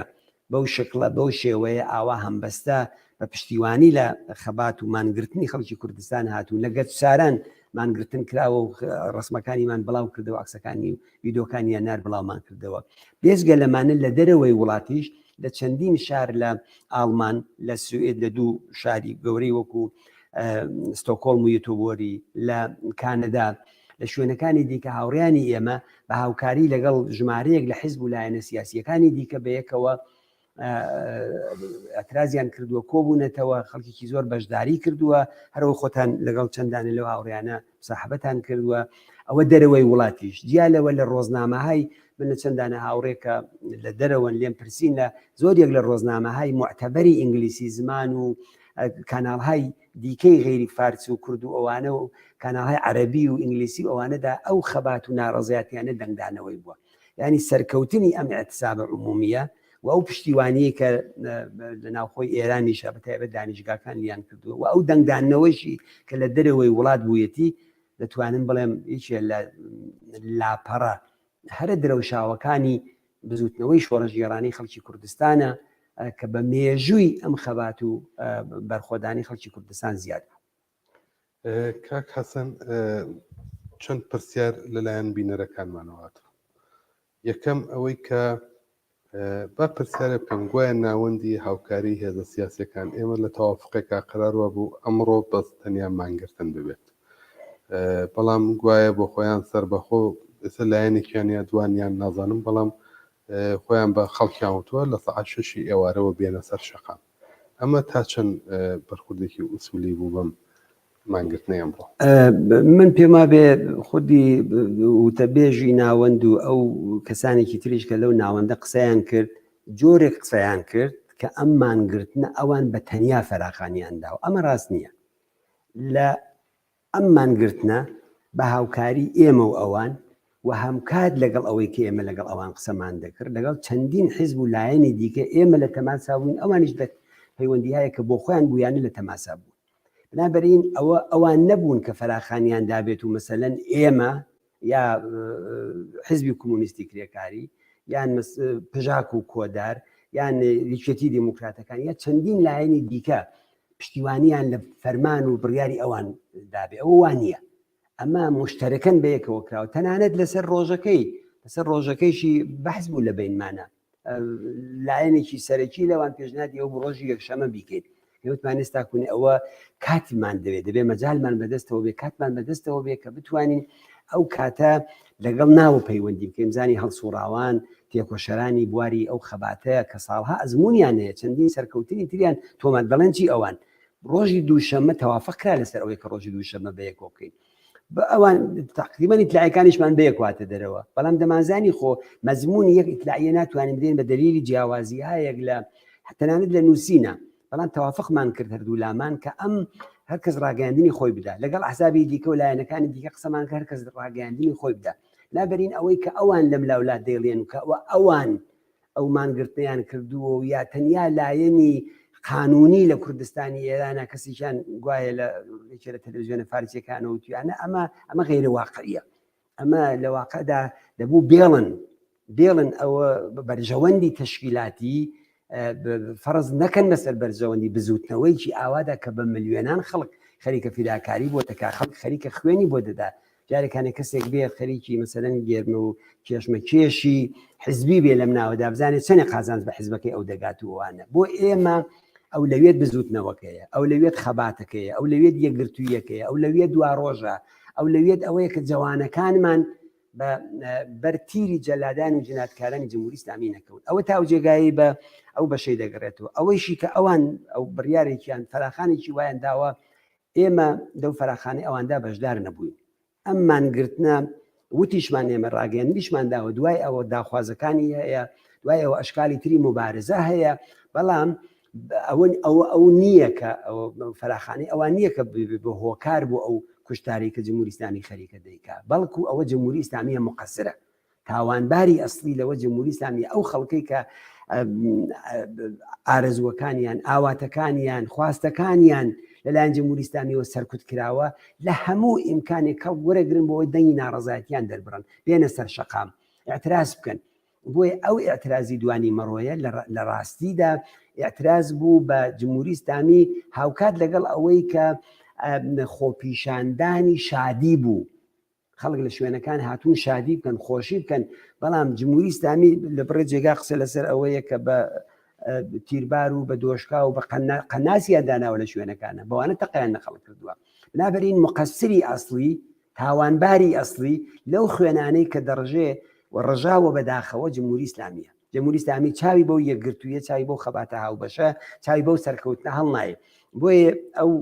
هاتنە زۆر تەبیعی بووە کە خەڵک شادی بکەن خۆشی بکەن بەڵام لەسەر ئەشکالی دیکەی ئەو خەبات و مبارزەیە ئێمە مانگرتنمان پێم خۆش ئەوەش بڵێم کەسانێک کە بە تایبەت لە دەرەوەی وڵات کە لە دوورەوە دانیشتون و دەستیان لە قەراق ئاوردایە کەسانێک کە ڕاشتیان داوەشتیان نووسی و مخالفەتیان کردو لەگەڵ ئەو ڕاگەیاندنە و بەداخەوە ناویشیان چەپ و کۆمونیستە کەسانی ئەویان کردوە ناو لە تاریخ لەسەریان دەکەوێت ئەوە کەسانێکیش ئەوەیان کردووە ئەو مانگرتنە بۆ نەبوو خەڵک بنێرینەوە ماڵەوە ئەو مانگرتنە بۆ ڕیزێکی یەکگرتو دروستکەین خەباتێکی هاوبەش دروستکەین دەنگێکی هاوبەش دروستکەین لە هەموو هێز و لایەنە سیاسیەکان ئەلاڕەغمی ئەوەی کە جیاوازی فکر بەرنامە بیر و باوەڕ ئایدۆلۆژیا هەمووی ئەوانشمان بەیەکەوەیە خۆ ئێمە ناوەندی هاوکاری ئەوەمان دەزانی بەڵام ئەو فەراخانەماندا بەیەکەوە کەسانێک مثلەن شاو کوڕی شاو شابان و کێ هاتوون داوای عەزای عمومی دەکەن بۆ خۆی دەزانێتەوە ممکنە ئەوان دۆستایەتیشیان لەگەڵ ئەوان بێ لەگەڵ ئێمە ئەوەیشیان نییەوە نیمانە ئێمە لەگەڵ کەسانێکی ئاوایە کە بۆ خۆیان بەشێکن لەو تاریخی کە لە ئێران نەکراوە جا بۆیە ئەوەی کە کراوە ئەوەی کە ئەوان فەراخانێکی وایاندا و مەسئولەتی لە پای خۆیانە ئێمە لەوەدا هاوڕان نەبووین لەگەڵیان پێمان وا بۆ دەبێ بێڵین ئەم سەرکەوتنە بە نەتیجە بگا ئەم خەباتەمان ئەمڕۆکە بە نەتیجە بگا و بە دوای ئەوەدا لەسەر تاکتیکەکانی دیکە لەسەر شێوەی دیکەی مبارزە دەبێت بازم بە مەشوەرەت لەگەڵ ئەو پێکۆشەرانەی کە لە ناوە نەبزی جامعەکە لە دەستیانایە ئەو هەڵسوڕاوانەی لە ناوە کە زۆر جار ڕێنوێنی بە درستی حیزبەکانیشیان کردووە کە چی بکەن وحدەتێک دروستکەین بۆ ئەوەی کە ئەو مانگرتنە چووە مەسەلەن ئایا کوونی قسە لەوە بکرایە سبحینێ دوو ڕۆژێکی دیکە بڵێن ئیدارەکان داخن کەس نەچێتە سەر ئیدارەکان چوار ڕۆژی دیکە ئەوە مەدرسەکان دەکرێتەوە یەکی مێهرە بە دوای کردنەوەی مەدرسەکانە مەسەلەن داوا بکرێت کە مەدرسەکان دابخرێن دانیشگاکان دابخرێن ئەشکالی تری هەیە یعنی خۆ بە پەلە بەرە و خشونەت بردننی ئەو ئەترازاتانە لەلایەن جمهوری ئیسلامیەوە ئەوە خاڵێک بووە کەمیشە ئێمە فکرمان لێ کردوێتەوە دەبێ خەڵک تووشی ترس و تووشی خۆف و تووشی ئەوە نەبێ بەڵکو یەکگرتووەکەی بپارێزێ بۆ یەکانێ بۆ لە حازەوە ئەوانەی کە عەرزم کردن ئەو ڕاستیانە بوو کە لە بینی ئێمە ئەوانە گوزەرا بوو و ئەو مانگرتنە باوەڕی من سەرە ڕای هەموو ئەو حولانەیش کەچێ ئەوەی دژایەتی لەگەڵی کرد چ ئەوەشی حولی بۆیدا مانگرتێکی سەرکەوتوانە بوو و زۆر زۆر بەداخەوەم بۆ ئەو کەسانی کە دێدا چوون هاو خەمی بنەماڵە خۆشەویستەکانیانین هیوای چاکبوونەوە بۆ بریندارەکانمان دەخوازم و هیوای پایەداربوون و بەردەوامبوونی ئەو ئیتحاد و هاوکاریە دەخوازین کە لە جنبشی کوردستانە ببێ و بە دڵنیاییەوە بەو میزانە هاوکاریە لە خارجی کوردستانیش پشتیوانیان لێکردینەوە خاڵێکی بەهێزە دەبێ مەسئولانە لەگەڵی بەرخورد بکرێت زۆر سپاس بەڕێزێک پەیامی نردووە کاکەسەنی جادە بدە و پەیامە ئەڵێ ئەتوانێت مشەخصن پێمان بڵێت کام لایەن بووە کە هەوڵەدات ئەو بانگەوازە بە ناوی خۆیەوە دەربڕێت هەنی بیکا بە ناوی خۆیەوە نازانم خۆیان تاقیبی قسە و باسەکان بکەن کە لە سایتەکان لە شوێنەکان بڵاو دەبێتەوە گوێ لە قسەکان بگرن دەزانن کە لاینی تایبەتی نەبرد دەڵێم بەرژەوەندی تەشکیلاتی فەرزکردن بەسەر بەرژەوەندی بزوتنەوە جنبشیدا ئەمە کارێکی خراپەر کەسێک بیکە ئێمە احتیاجمان بە هاوکاری داهاتووی شەیە لەگەڵ هەموو لایەنەکان ئەو لایەنانەی کە پشتیوانیان کرد لەومان باشە کاکەسم پرسیارێک بالاخرە بە خەڵک کەڵین بێنە سەر شەقام فەرزکەین ئێمە ڕۆژێکە کەروا بوو آخر سوورەزانین کە ئەگەر خەڵک بێتە سەر شەقام لەگەڵ هێزێکی زل و زەبەنی وەکو جمهوری ئیسلامی بۆ ئەسلحانەشی کە تۆ بارست بە تیربار بە قەناسە کە لەمایانە شەڕەکانە بەکاریبەنە لە ناو شارەکان لەوانەیە سواداکەن لە ناو شارەکانە ئەمە چه ئەحساس مەسئولیەتێکە بەنسبەت جنبش بەنسبەت گیانی خەڵک بەنسبەت وەزیەتی خەڵکی کوردستان کە بە خەڵک بێتە سەر شەقام بەبێ ئەوەی هیچ سەنگەرێکی دفاعیت بۆ خەڵک دابین کردبێ پێشتر دەزانی کاگاکۆ ئەوە مەرحەلەیەکی ترە لەو مبارزەیە ئەمڕۆ زوو نییە بۆ ئەمڕۆکە ئەو مانگرتنە لە ڕاستیدا بۆ ئەوە نەبوو ئەو مانگرتنە بۆ ئەوە بوو کە بەرامبەر بە تاوانێک کە جمهوری ئیسلامی کردبووی دەنگی حەقخوازی و ناڕەزایەتی خەڵکی کوردستان بە گوێی هەم دەسەڵاتدارانی گوێ خنرا و بگەێنین هەم بە گوێی بیر و باوەڕی ئازادی خوازی ئێران بگەێنین هەم بە بیر و باوەڕی جیهانی بگەێنین کە بە باوەڕی بە گشتیان گەیشت ئەو بانگەوازە گەی بە هەمولایە بۆ یەکانێ هەمزەمان سادرکردنی دوو فەرمان لە یەک ڕۆژە و مانگرتن لە هەموو شوێنێکی دنیا مانگرتنە ئەوە بۆ خۆی ئشکالە ئەوە بۆ خۆی ئەو تەناقزەیە ئەو مشکلەیە کە ئەو لایەنانەی کە ئەویان کردوە تەبعەن دەبێت جوابی پێدەن بەڵام من بە هەمووی ئەوەشەوە دەڵێم مەسئولیەتی هەر نەوع خوێنێکە لە کوردستانە بڕژێ لەسەر تەنها و تەنها جمهوری ئیسلامی چون ئەوەی کە تەقە دەکا ئەوەی کە چەکی پێەیە ئەوەی کە خشونەت بەکاردێنێ ئەوە جمهوری ئیسلامیە ئەوە لایەنەکانی تر نین سەرن هەر ئەو ناوەندێک بێت یا فلان حیزبی کە بێ فلان ڕێکخراوی دی کە بێ ئێمە بین داوامان لە خەڵک کردووە خەباتێکی مەدەنیانەی یەکگرتوانە بکەین بۆ بزانین بۆ بەیانی چیتر مناسبەکە لە بەرابەریانە بیکەین هەمووی ئەوانە مثلەن داوا بکەین لە کرێکارانی ناوەندەکانی تەولید نانەوە خانەکان کرێکارانی شارەداری کرێکارانی بەشایەکی تری خەدەماتی لە شوێنەکانی دیکەدا بڵێ ئەوە کرد مەدرسەکان کە عرزم کردی ناوەندهای دەرمانوایش ئەشکالی تری هەیە بۆی مانگرتن معنای خۆی هەیە مانگرتن ینی ئەو خەڵکە مان دەگرێن ناڕزایەتی دەردەبڕێ بەو ڕژیمە دەڵێ تۆم ناوێ معناکەی ئەوەیە ئیتر بەرەو جەهەتێکی تر بردننی و شعارێکی تر لەو کاتەدا بێنی دەڵێن بەشێکی خەڵکەکە ناڕازین خەڵکەکە تووڕەن تەنها مەسەلە مەرگی مەحساج نییە مەرگی مەساد دڵتەزیێنە بەڵام ئەو ستەمەی کە جمهوری ئیسلامی 43 ساڵە دەیکا لەو خەڵکە بەڕاستی نەفرەتێکی عمومی لە دڵی هەر تاکیشی ئەو کۆمەلگایەدا کۆبووتەوە عاملی هەمووی ئەوانە ئەخ باشە کچێکی جوان هەساوە چوە بۆ تاران دوو تاڵ قژی بە دەرەوە بووە ئەو ڕۆژانە عەکسی تەنانەت خانەوادەی خومەینی نیشان دەدەن کە لە کوڕەزا و کچەزا و ئەوانەی لە دەرەوەی ئێران لە ئوروپا لە ئەمریکا لە چ کەنار دەریاکان و لە شوێنەکانی ترا خەریکن زیندگی دەکەن اختلاسەکانی سەرانی جمهوری ئیسلامی نیشان دەدرێکە خۆیان اعترافی پێکەن خۆیان کەسی لەسەر دەگرن خەڵک ئەوانە دەبینێ چۆن خەڵک نفرەت لەو نیزامە و لەو حکوومەتە پەیدا ناکە درۆ دەرەسەکانی لە ڕوحانی و ئەحمەدی نژاد و دەورەی ڕەفسنجانی تا ئێستا دەگاتە ئیبراهیمی ڕەیسی دەبینێ کە ئەمانە چی ناکەن بەو خەڵکە جەلادێکیان کردو بە ڕەئیس جمهور لەو جامعەیەدا کە فەقەت بۆ ئینسان کوشتنە ئەمە بڕیاری ئەم کوشتارەی ئەمڕۆکە لە بەڕێوەبەرایەتی ئەسلی جمهوری ئیسلامی لەسەرەوەی هەمووی ئەوان شخصی عەلی خامنەیی و ڕەیسی دراوە لە فەرماندە بڵەند پایەکانی سوپای پاسدارانە ئەو بڕیارە دراوە کە ئەوە بێڕەحمانە خەڵکی کاتوێتە دەڵێ حجاب و مەقنعەتی ئەو مناڵەکانی خۆتان لە شوێنەکان دیکە چۆن زیندگیەکەن کە بە ئێمە دەڵێن ئەوانە بکەن بنابەرین مەسئولیەتی ئەمانە لە ئەستۆی جمهوری ئیسلامیە و ئەو ئاستا لە نفرەت لە بێزاری کە خەڵک ئەم ئێوارە دەریان بڕی لە شارە جۆرا و جۆرەکانی کوردستان حەقی ئەو خەڵکەیە بەڵام تەقەکردن بە هیچ هۆکارێک قابلی پاساو نییە بۆ جمهوری ئیسلامی دەڵێم لەوانێت بەیانی دوو بەیان لە ڕۆژهای داهاتووشە خەڵک دووبارە دێنەوە سەر شەقام قابلی لۆمە نییە ئەوە کەس ناتوانێت ئەوان لۆمە بکە ئێمە ئەوە بە بەشێک لە حەقانیەتی مبارزە مافی ئەو خەڵکە دەزانین مانگرتن اعتراز اعتصاب تحسن هەمووی ئەوانە بەشێکن ڕێگا خۆشکەرن گشتی ئەمانە بەیەکەوە بۆچی بۆ ڕاپەڕینێکی گشتی کە ئەوە ئێستا نەکاتی تینە بە ئێمە دیارە کرێلعانەکە ممکنە هەفتەیەکی کە بێ ممکنە 6 مانگ یا ساڵێکی تر کاک حەسەن لە یەکێک لە هەواڵنێرەکان بە ناوی ئیران وایر هەواڵێک بڵاوەتەوە کە گوایە کۆماری ئیسلامی دەخسوودۆرێکی ئەجگار زۆری بۆ بنەماڵەی مەحسای ئەمینی بە تایبەت کاکەم جەدی باوکی و داکیێناوە گوایە داوایان لێکن کە لە ڕێگای سەدا و سیماوە حتا ئاعترافی ئەجباری بکەن کە مەحسا بۆ خۆی پێشتر نەخۆش بووە هەڕەشیان لێکردون لەلایەن مەمورانی ئەمنیەتی ئیدارەی اطلاعاتەوە کە هیچ جوانان بتاندێت بە تایبەت فامیلیە نزیکەکانی خۆشیان حتا حەقیان نییە حضوریان بێ لە ماڵەوە عەرزی تەسلیەتکەن لە ڕێگای ئیمام جمعەی شاری سەقزەوە داوایان لێکراوە بە شێوەیەک لە شێوەکان داوا لە خەڵک بکەن داوت بە ئارامشکن کۆماری ئیسلامی ئالە و شرایەتە بۆ ئەیەوێت لە ڕێگای مەحساوە ئایا هەموو ئەم مانگرتن و هەموو ئەم ئاعترازاتانە بە قەولی خۆت وتت هەرچەند مەرگی مەحسا جەرگ بڕ بوو ناخەژێن بوو بەڵام ئایا هەموو هۆکارەکانی ئەو بنەماڵە وە کۆماری ئیسلامی فشاری بهێناوە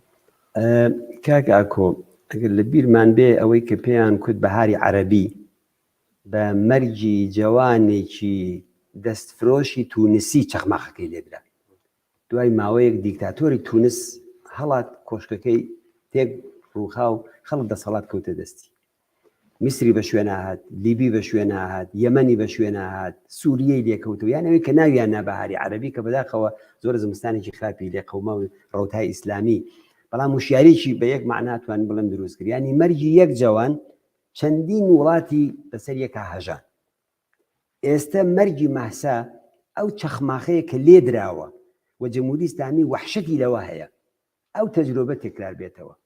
بۆ ئەم کارە بە هەموو ئەبزارێک متەوەسل دەبێت هەر لە لەحزەی ئەوڵەوە کە ماجرای ماسا هاتە پێشەوە ئەو فیلمێک کە دروستیان کرد و کاناڵی ئێران بڵاوی کردەوە لەسەر سەندەڵیە خەریکە دەکەوێت سەر تاپای ئەوە جعلە ئەوە شتێکی وە ئەسڵن نییە ئەوە چەندین پزیشکی ئازادی خواز و ئینسان دۆست هەر لەو بیمارستانی کە ماسای لێدا بوو گزارشیان داوە کە دەڵێن ئەمە زەربە مەغزی بۆ زۆر بەخراب لە مێشکی دراوە نەک تەنیا مشتێکیش کە دەڵێن سەرنجێک لێداوە یا سەرگوردی هەر داعبایکی ئیسلامی لێداوە بەڵکو بە چەندین جارکە لێیان داوە سەریان داوە بە دیوارە ئەوە خەبەرەکانی بڵاو بووتەوە هەر لەو لەحزەیەوە کە ماجەراکە قەوما و خەبەرەکەی بڵاو بووەوە خانەوادەی ماسا تحتی فشار لەلایەن جەمهوری ئیسلامیەوە باوکی دایکی خاڵی برای هەمووی ئەوانە نیان دەهێشتنە بیمارستانەکە بەریان بەوانە دەگرت بۆیە دواتر درۆیان لەگەڵکردن بۆ جەنازەکەی ماسا ئەمە پەیوەندیمان بوو لەگەڵ خەڵکی دیکە دەمانزانی بە لەحزە هەوڵدار وتیان دەیهێنە سنە و لە سنەوە دەیهێنەوە ئەمان ڕانگەیان سعاتی 2:30 بردیانە تەبرێز لە تەورێزەوە جەنازەکەیان بە ئامبڵانس هێنایەوە سعاتی 7 هێنایەنە ئاوایی ئایچی نزیک سەخزە لەوێ بینێژن بەڵام باوکی ماسا و خانەوادەی و کۆمەڵی خەڵکی تێکۆشەری دیکە مەقاومەتیان کرد وتیان ئێمە بەڵێنمانداوە دەبێ ئەو جەنازەیە ڕاگرین تاکوونی خەڵک دێ بە هەزاران کەس کۆبوونەوە و ئەو جرەقەیی لێدا کە لێدا بە دوای ئەوەشدا تا ئێستا ڕئیسی تەلەفۆنی کردووە بۆ باوکی ماسا جنایەتکارێک و ئەوە خۆ نیشانەی پیاوچاکی نییە ئەی بۆ خومینی ئەو هەمووی ئەدامیە لە شاری سنە ئەو لەسەر بلانکار ئەدام کرێن بۆ تەلەفۆنی بۆ کەس نەکرد ڕاستنجانی بۆ تەلەفۆنی لە ڕووداوەکانی تری کوردستان خاتەمی بۆ نەیکرد ئەحمەدینەژاد بۆ نەیکرد بۆ کەسیان نەکرد بۆ ئێسەکانی بۆ ئەم دەیکەن بۆ ئەوەی کە ئەم ئاورە کەوتوێتە جەستەی جەمهوری ئیسلامی جەمهوری ئیسلامی هەم لە فری و ئیستفاداکات هەم لە ئەبزاری سەرکوتیش ئیستفاداکە بۆ یەکانێ بەڵێ فشاریان هێناوە بۆ خانەوادەکەی و ئەو درۆ دەلەسانەش دەکەن ئێمە جەمهوری ئیسلامی باش دەناسین ئالێستەوە من دەڵێم هەر قسەیەک لە زمانی کاک ئەمجەدەوە لە زمانی خانەوادەیەوە بە ناوی ئەوەی کە مەحسا بە جۆرێکی دیکە تێدا چووە و نەخیر نەخۆش بۆ فلان بووە قەتعەن قسەی ئەوان نییە ئەتوان دەرمان بدەن بە کەسێک قسەی پێ بکەن ئەتوانن کەسێک بەر شکنجەی پێ بکەن ئەو خانمی ڕشنومان بینی کە لە میترۆی تارانە حجابەکەی فرێدا و عەلی جمهوری ئیسلامی قسەی کرد هێنان چیان پێکرد بە سەرچاوی ئاوا بای کرد و شەرمیان نەکرد لە تەلەڤیزیۆن و نیشانیاندا مساحەبەیان پێکرد دەی ئێستا مەسەلەن بە باوکێکی جەرەک سوتا و باوکێکە جوانێکی 22 ساڵی بە خاتری 2 تاڵ قژ لە دەستداوە بە هەزار فەقیری و هەژاری و بەدبەختی و بێنانی لە جمهوری ئیسلامیە گەورەی کردووە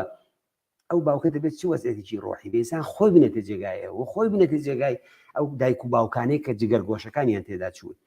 بۆ یەکانێ ئەو فشارانیان بەڵێ بۆ هێناون داوای مساحەبەیان لێکن بەڵام ئەوەندەی کە ئێمە معلوماتمانەیە ئەوان مەقاومەتیان کردووە نایکن لە ئەگەری هەر نەوع مساحەبەیە کوڕ قسێکی شاکە بە زمانی ئەوانەوە لەلایەن ئەوانیشەوە بکرێ مطلقاً هیچ وجاهاتێکی قانونی و هیچ شتێکی من دەڵێم نەتەنیا ئەوە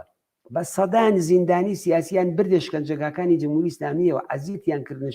شکنجەیان کردن جسمی ڕۆحی هەموو بەڵایکیان بەسەر هێنان دوای فیلمیان لێگروتیان ئەوەتانێ ئەو نێ دەڵە پیاوی ئیسرائیلم ئەو نێ دەڵە پیاوی ئەمریکام ئەو نێ دەڵە سەر بە بێگانم ئەو نێ دەڵە زدین قلابوو بۆیە بۆ جمهوری ئیسلامی درۆکردن وەک ئەو خواردن وایە ئەوان قانونی یاساییان هەیە بۆ خۆیان کە لە ئاینی شیعەدایە درۆ زۆر زۆر خومینی خۆی وتوێتی بۆ هەدەفەکەت لە پێناوی ئەو مەسلحەتی ئەو هەدەفەی کاتە درۆ بکەی زۆر زۆر ئاساییە زۆر ئەتیادیە و هیچ زێرەرێکی پێ ناگەێنە جا بۆ یەکانێ بەو لە حازەوە هەر نەوعە فشارێک لەسەر ئەو خانەوادەیە هەر نەوعە مساحەبەیەکی ئەگەری لە داهاتوودا هەر شتێک کە من تەسەور ناکەم بە دەلیلی ئەو مقاومەتە بە ئەو هەموو خەڵکە هەڵساون ئەو هەموو ئەوانەگەر مەحسایەکیان لە دەستداوە کە زۆر سەختە تەبعاً بەڵام بە ملیۆن مەحسای دیکە منداڵی ئەوانە بە ملیۆن کوڕی دیکە مندا کوڕ ئەوانە بە ملیۆن خانەوادەی دیکە خوشک و برای ئەوانە و لە شارێکی قارەمانی وەکو سەقزیشە کە ئەزمونێکی بە نرخی هەر لە 57 لە مەرجی کاک حەماسینەوە لە ڕاپەڕینەکانی ئەو کاتەدا لە بەرامبەر حکوومەتی شاو دواتری جمهوری ئیسلامیە هەیە ئەو هەموو خەڵکە باشە بە دەوریانەوە بن بۆیە من پێم وابێ ئەوە بۆ جمهوری ئیسلامی ناچێتە پێشەوە بەڵام لە ئەگەری چوونە پێشەوەیشیدا ئەگەر 1% بنێن بۆ ئەوە دەبێ بڵێن ئەوە جەع لەو درۆیە و چون ئەزمموی جمهوری ئیسلامی تا ئێستا و مامان قانون بە تەقیە بەڕێوە دەچێت ینی درۆ کرد. کاکەسەن یەک پرسیاری زۆر یەک لە بینەرانمان بوو. کوردستان وەزیەتی ئاوایەسە تەقە لە خەڵکەکە خەڵک بریندارە ئامارەکانت باس کرد لە مەریوان دوو کوشتە و ناوەکانیشان بڵاو بێتەوە دیوان دەرە ببوورە لە بۆکان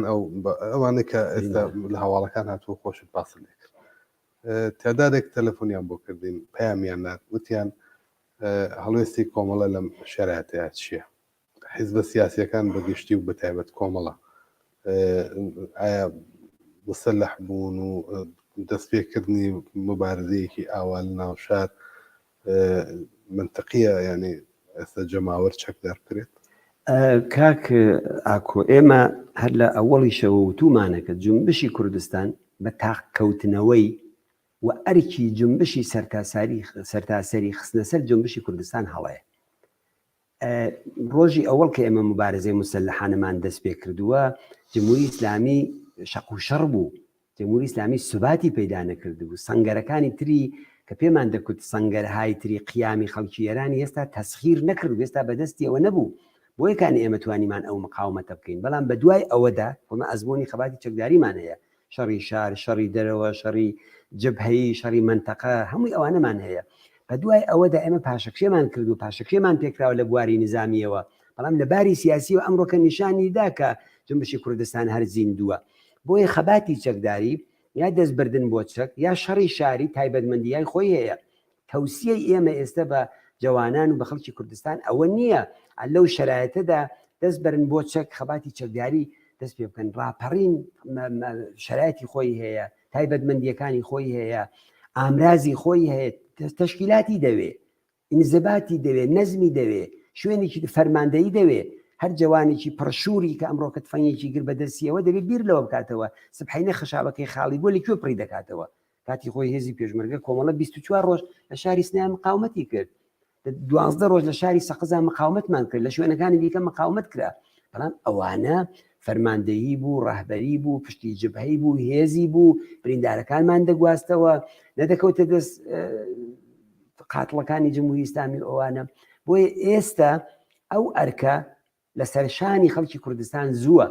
بەڵکو ئێستا کاتی ئەوەیە کە ئێمە دەبێت هەرچی زیاتر خۆمان تیارکەین، خۆمان ئامادە بکەین، ئەشکالی متعدد و مختلفی مبارزەمان لە بەرچاو بێ و لە هەمان حاڵدا دەبێت زۆرترین پەیوەندیەکانمان لەگەڵ دەرەوەی کوردستان بێ، دەبێت زۆرترین حەولمان لەگەڵ ئەوە بێ ئەگەر تارانێکی 12-13 ملیۆنی بشڵەقێت و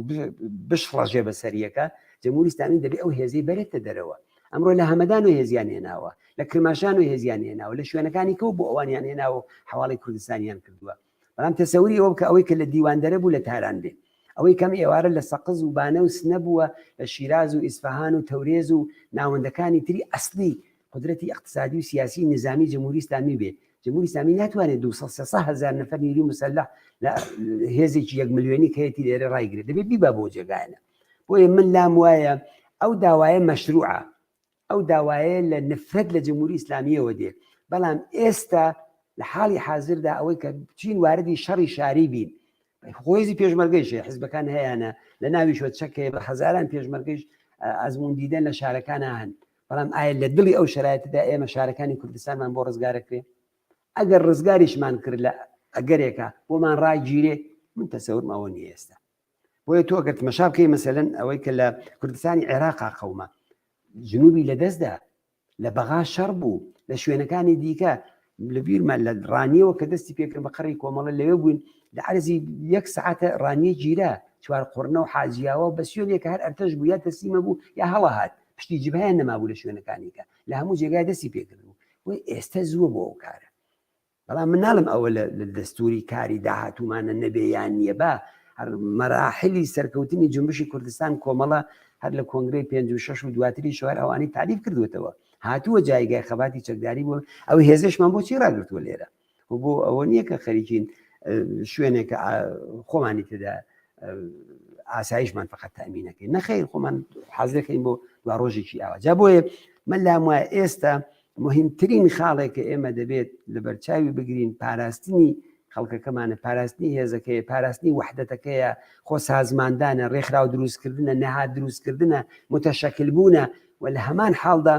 پەرەپێدان بەو مبارزاتە بۆ دەرەوەی کوردستان هەر حیزب و لایەنێک بە نیسبەتی زەرفێتێکایەتی بە نیسبەتی توان بە نیسبەتی تەشکیلات بە نیسبەتی دۆست و ئاشنا هەمووی ئەوانە بخەینە گڕ و خەڵکی ئێران و بەڕاستی جمهوری ئیسلامی مۆتەکەیەکە تەنیا لەسەر کوردستان نییە لەسەر هەموو خەڵکی ئێران و لەسەر منتەقەکەیشە ئایستا جێی خۆی بوو لە ئەو شاری سلێمانی و هەولێرە بە دەیان و سەدان هەزار کەس کە مەجای ئەوەیان بوو پاتات لەسەر شەقامەکان و پشتیوانیان کردایە لە ڕۆژاوا ئەویان کردایە لە باکوور ئەویان کردایە وێ قەرزارن لە خەڵکی ڕۆژهەڵات خەڵکی کوردستانی ئێران بۆ هەمووی ئەوانە چاکەی کردووە لە هەمووی ئەو خەباتەیە بەشداری کردووە من لە بیر وەختێکە سەرۆکی پێکاکە عەبدوڵڵا ئۆزاران گیرە خەڵکی سنە چیان کرد ساڵی 92 بۆ کوبانی چیان کرد بە دەیان جوان هەڵسان چوون لە ڕۆژاوا و لە کوبانی لە شوێنەکان دیکە خوێنیان بەکوشدا بۆ یەکانی ئەوە ئەرکێکی عمومیە ئەم پشتیوانی منتەقەیی پشتیوانی جیهانی پشتیوانی کولی ئێران و بە تایبەت جمهوری ئیسلامی لە کوردستان ناڕوخێ ئەبێ وەبزانین ئێمە ئەگەر هەموو شارەکانی کوردستانیشمان پێ بێ کە 50 پێمان بوو جمهوری ئیسلامیمان بۆ نەڕۆخە کە تازێش لە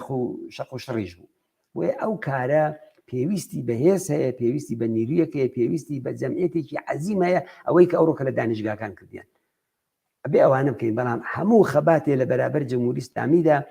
کە بۆ ئازادی بێ بۆ بەرابەری بێ بۆ حقوقی ئینسان بێ خەباتێکی مەشروعە هەر بۆ یەکانی خەباتی خەڵکی کوردستان خەباتێکی ڕەوایە و ئەشکالی تری مبارزەش ئەوە بڕواتە پێشەوە دێتە دەستورمانەوە ئێمە نابێ بە پەلەبینەوەی کە ئەمڕۆکە ئەوەی تر بکەین ئەوەی کە دەبێت 20 هەفتەیە 10 ڕۆژ 2 ڕۆژ یا مانگی تر بکەین ئێستا کە شرایطەکەی فراهم نەبوو بێت تووشی کێشەمانەکەوە پێم وایە دەبێت لەو بابەتانەوە زۆر ورد بینوە مەسئولیەتی حزبی سیاسی لێرەدا ئەوەیە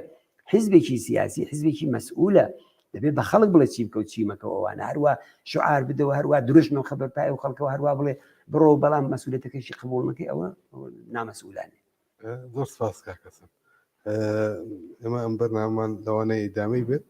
ئەگەر شتێکی تایبەتی ڕوویدا حتمما لەوانەیە مزاحمت بینەوە دووبارە ڕاستەوەی کە بەشدار بیت کلیپێک ببینن دێنەوە وڵاتە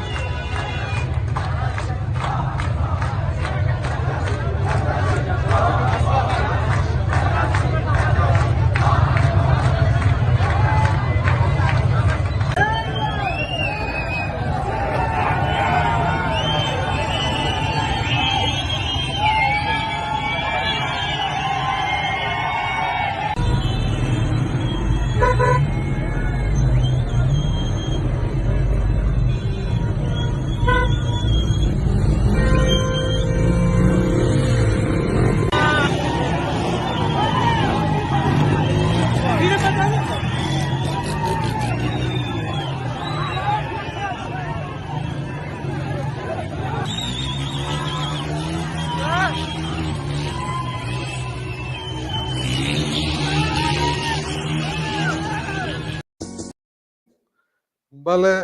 بینەرانی خۆشەویستی تەلەڤیزیۆنی کۆمەڵا، هاوڕێ بورهانی دیوارگەرمان لەگەڵایە. هەروەکو وتم ئینتەرنێت قەتعا زەعیفە، زۆر کەم شوێن کارەکات. لەو هاوڕێیانەی کە بە شێوەیەک یا لە هەموو ئێوەی ئازیز کە بە شێوەیەک ئاگاداری ئەخبار و ڕووداوەکانی شارەکانی کوردستانن لە ڕێگای نزیکانی خۆتانەوە و دۆستانی خۆتانەوە، هەواڵێکتان بەدەستەکات یا بە شێوەی تەلەفۆنی ڕاستەوخۆ توانن پەیوەندی بگرن و هەواڵێکتان بەدەستەکات بیگەێنە دەسێمە ئەو کاری کە هەر ئێستا کاک بورهانی دیوارگەری خۆشەویستی کات. کاک بورهان سڵاو لەبێم کاتت باش، دوایین هەواڵەکان لە دیواندەرە چیمان پێڵێ؟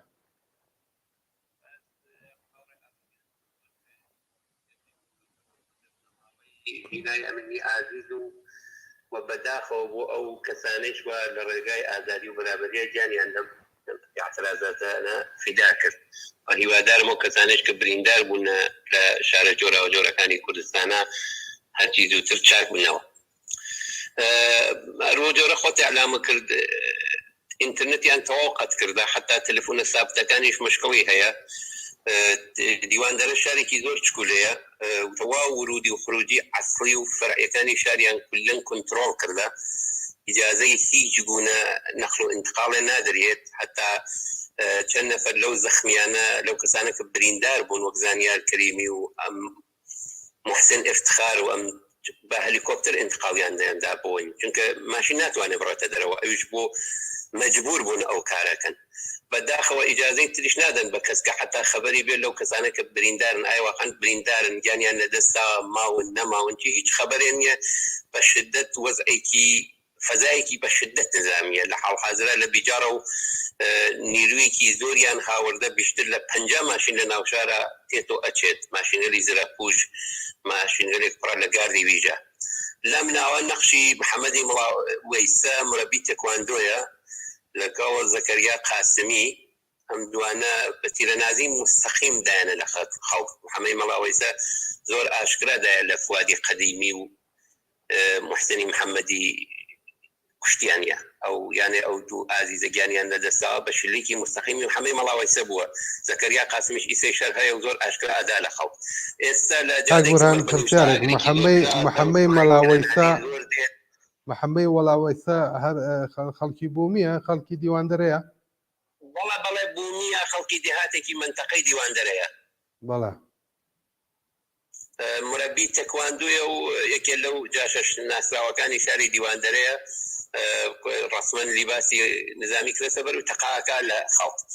بە سڵحەی جێسێ و کڵاش و ئیستەخباری تەکتیرەناز لە سەر بانە بەرزەکانە دەقیقەن فەزای من ئیمڕۆ بە تەماسێکی تەسویری سەر لە بەیانی چاوم لێ کرد بۆ میان کرد تەماسیان لەگەڵ ماگرت. ڕسمەن ئەحساسە کرد تاری تەمەیانی شەڕە، خەڵکێکی بێدفاع کە لە ئیعتراز بۆ گیان لە دەستانی کچێکە دوو تاڵقژی لە دەرەوە بوو بە مشتیانە سەریا کوشتیان بە احترازێکی مسالمەتامیز بۆ هاتنە دەرەوە وەک میانێکی شەڕی واقعی بە ئەنواعی چەکی قورس و چەکی سوکدایان لە خەڵکی زۆریان بریندار کردە. ئەوە جیالەوەیە بە ساچمە چەند دەها نەفەری تر بریندار بووە، کەسێکە بە خاترەوە مشکڵیان بۆ پێشبێن نەچوونە بۆ بیمارستان. بەڵام لەم لایشەوە تعدادی لە مەعمورەکان زەخمی بوونەوە، تەساویرەکەی پەخشە بوو بیمارستانی بیجار پڕە لە زۆرتر لە 10 نەفەر لە مەعمورگەری پۆلیس و نیرۆ انتزامی و لیباس شەخسی کە بە بەرد و ئەمانە زەخمی بوون لە خەڵک مقاومەتێکی چاکیان کرد. بەڵام لە حاڵحازرا فەزایەکیان دروست کردە ئیجازە نادان هەر خەڵک بێتە دەرەوە. ڕسمەن حکوومەت نظامێکی ئەعلام نەشودەیە کە سوپای پاسداران ئیعلامی کردە لە دیواندەرە. فەزاکە زۆر سەنگینە، فشاریان بۆ خەڵک ئاوردە،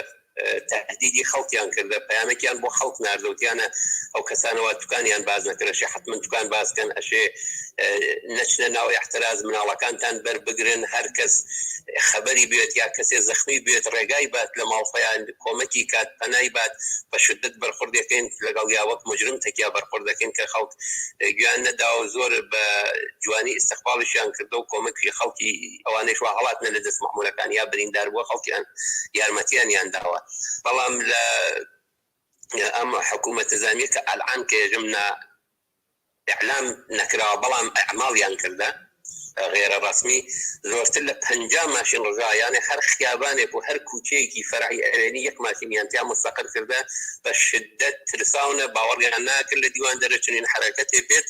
کە خۆشبەختانە خەڵک لەم حسابە حمایەتی کرد بەم فەراخانە جوای مثبەتی داوە لە دیتان بە شعارەکەی بژی کۆمەڵە و بژی کاکواد و بژی کۆمەڵی کۆمونیست و بە ئەم فەراخانی ئەحزابی کوردی جوای مثبەتیان داوە بە تایبەت کۆمەڵ لە دیوان دەرە و لێرەوە من دەستخۆشییان لێکەم و سپاسی ئەوەی شەکەم کە بەم بەرنامە دەنگی خەڵکتان دەنگ و تەسویر و اعتراضی خەڵکتان گەورە بەربڵاو بڵاوتان کردەوە دەستان خۆش بێ. سپاس کاک بورهان پرسیارێک تا ئێستا دیواندەرە چەند کوشتەی داوە؟ والله کاک ئاکۆ بە ئاماری دقیق من ئێوارە خۆم خەبەرێکم دانا دوای هینم کرد ئیسلاحم کرد بەڵام متاسفانە کاسفینەکەی من وایە وتم فوادی قەدیمی کە یا قەدیمی دووناوی هەیە وتیان ئەوڵ من خەبەرەکەم دانا وتم کوژراوە بەڵام دوایی وتیان زەخمی بووە بەڵام بەداخەوە خەبەرەکە وا نەبوو متاسفانە گیانی لەدەستاوە بەڵام خەبەری کوشتنی 2 نەفەر قەتعیە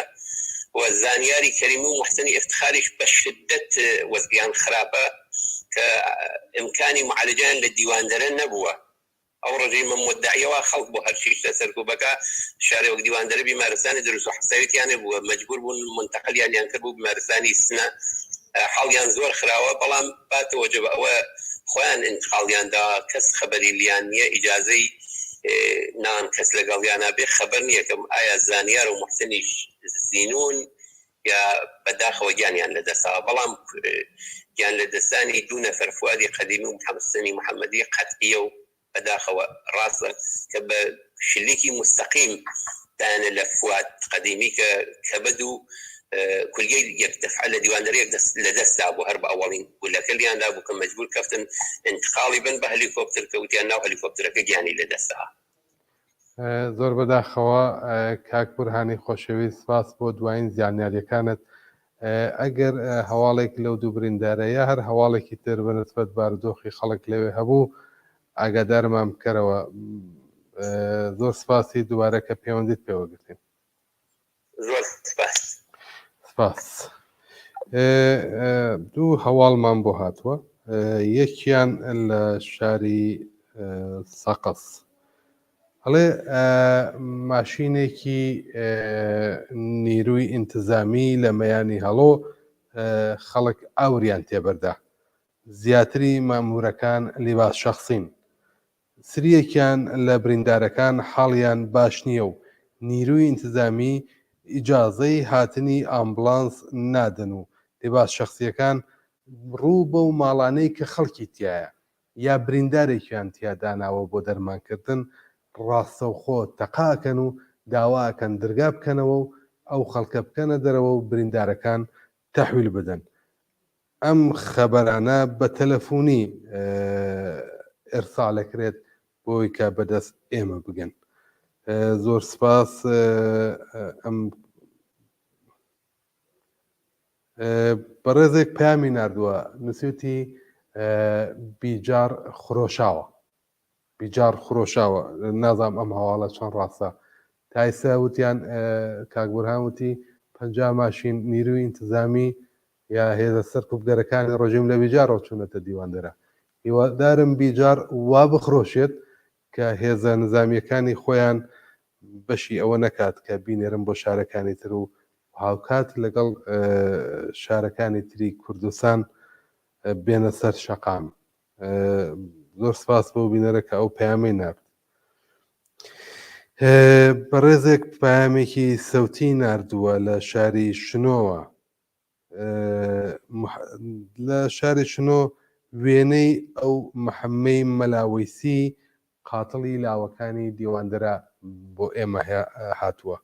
وێنەی محەممەی مەلاوەیسی کە گوایە ئەمڕۆ ڕاستە و خۆ ڕوو لە خەڵک تەقەی کردووە خەڵکی دیواندەرەیە بۆ خۆی کووردە ڕوو لە هاوشارەکانی تەقەی کردووە. هەر حاڵ ئەمە وەک تاوانبارێک چاوی لێ دەکرێت ڕۆژێک دەستی تۆڵە و تاوان دەگاتە ئەو تاوانبارە و دەدرێتە دەست قەزاوەتی خەڵک. وێنەکەی نردووە بۆمان محەممەی مەلاوەیسی خاتڵی تاوانبارەکانی دیوان دەرەست چاوی لێکراوە وێنەکەی لای ئێمە مەحفوظە بێت. زۆر سپاس. بەڕێزێک لە شاری سنا نووسێتی سڵام لە مەیانی ئەقباڵی سنا هەموو گەنجەکانیان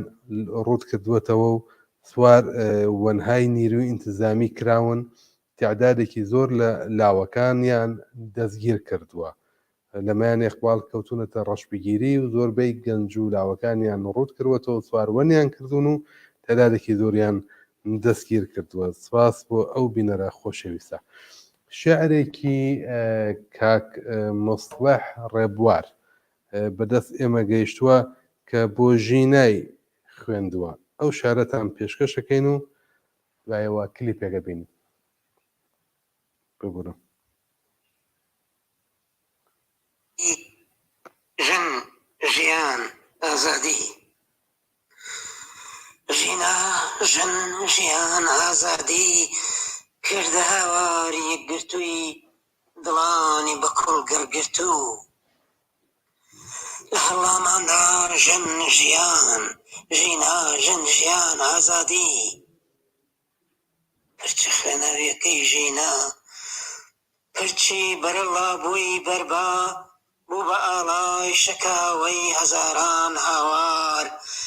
ئاڵای سووری هەزار هاواری یەکگرتوو هاواری یەکگرتووی ئێمە لەم پەر تا ئەو پەڕی ئاسۆ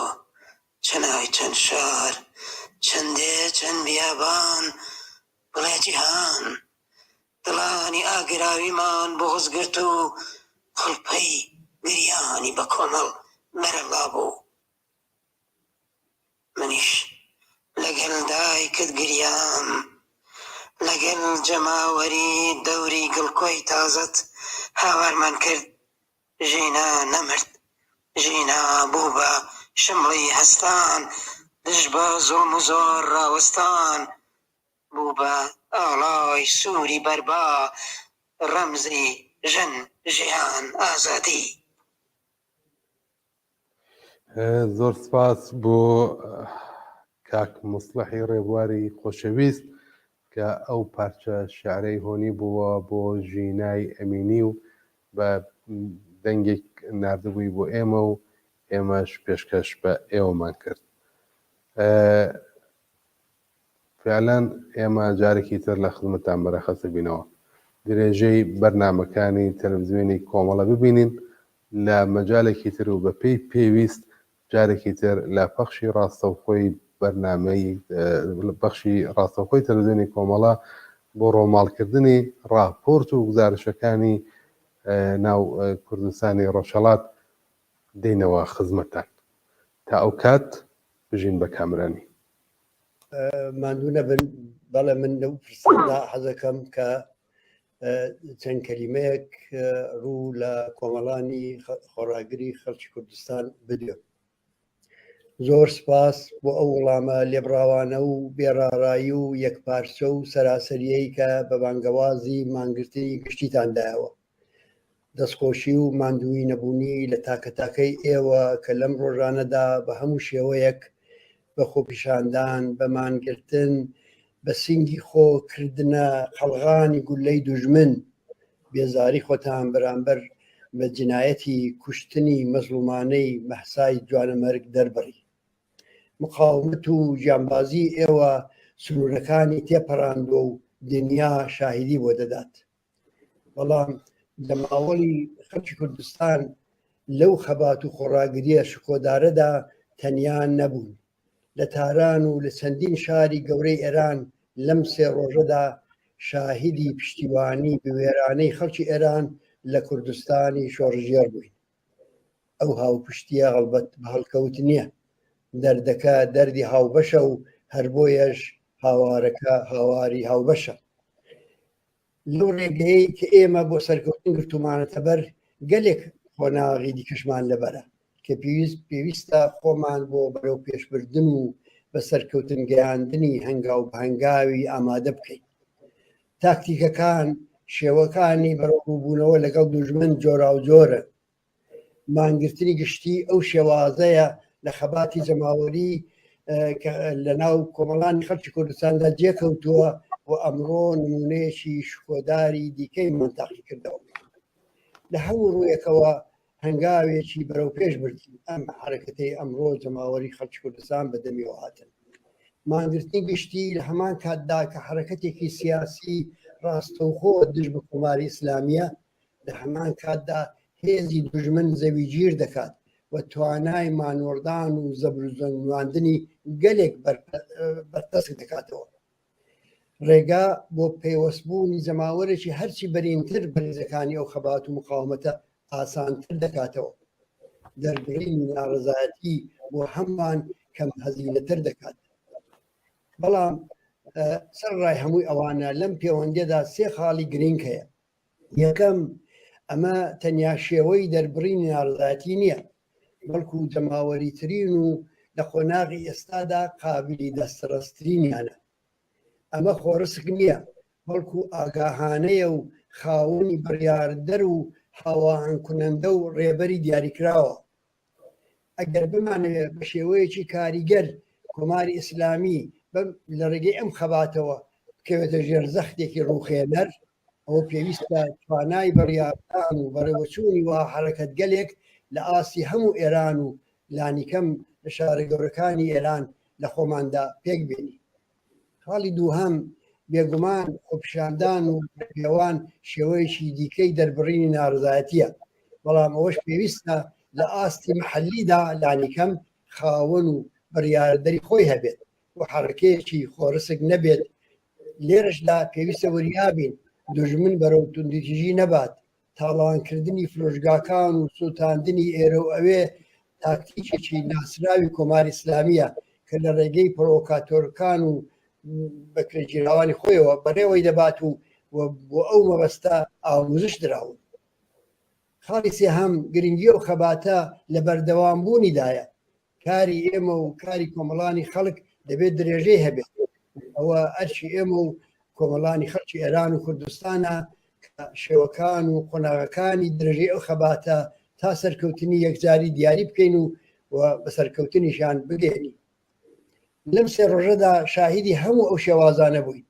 هەم دەربڕینی هاوپشتی لە سۆزی هونەرمەندان و وەرزشواران و هەڵسوراوانی مەدەنی لە ناوەوەی ئێرانمان دیت کە لەژێر تیری دوژمندا بوێرانە هەڵوێستی ئینسانی و شۆڕجێرانەیان بەرامبەر بە جنایەتی کوشتنی مەحسا دەربڕی، هەم لە پێشوازی شکۆدار لە ناشتنی تەرمی مەحسادا بینیمان کە ڕێکخرا و وشیارانە بوو، هەم لە خۆپیشاندانی ئەم شار و ئەو شاردا کە بەپێی تەشخیص و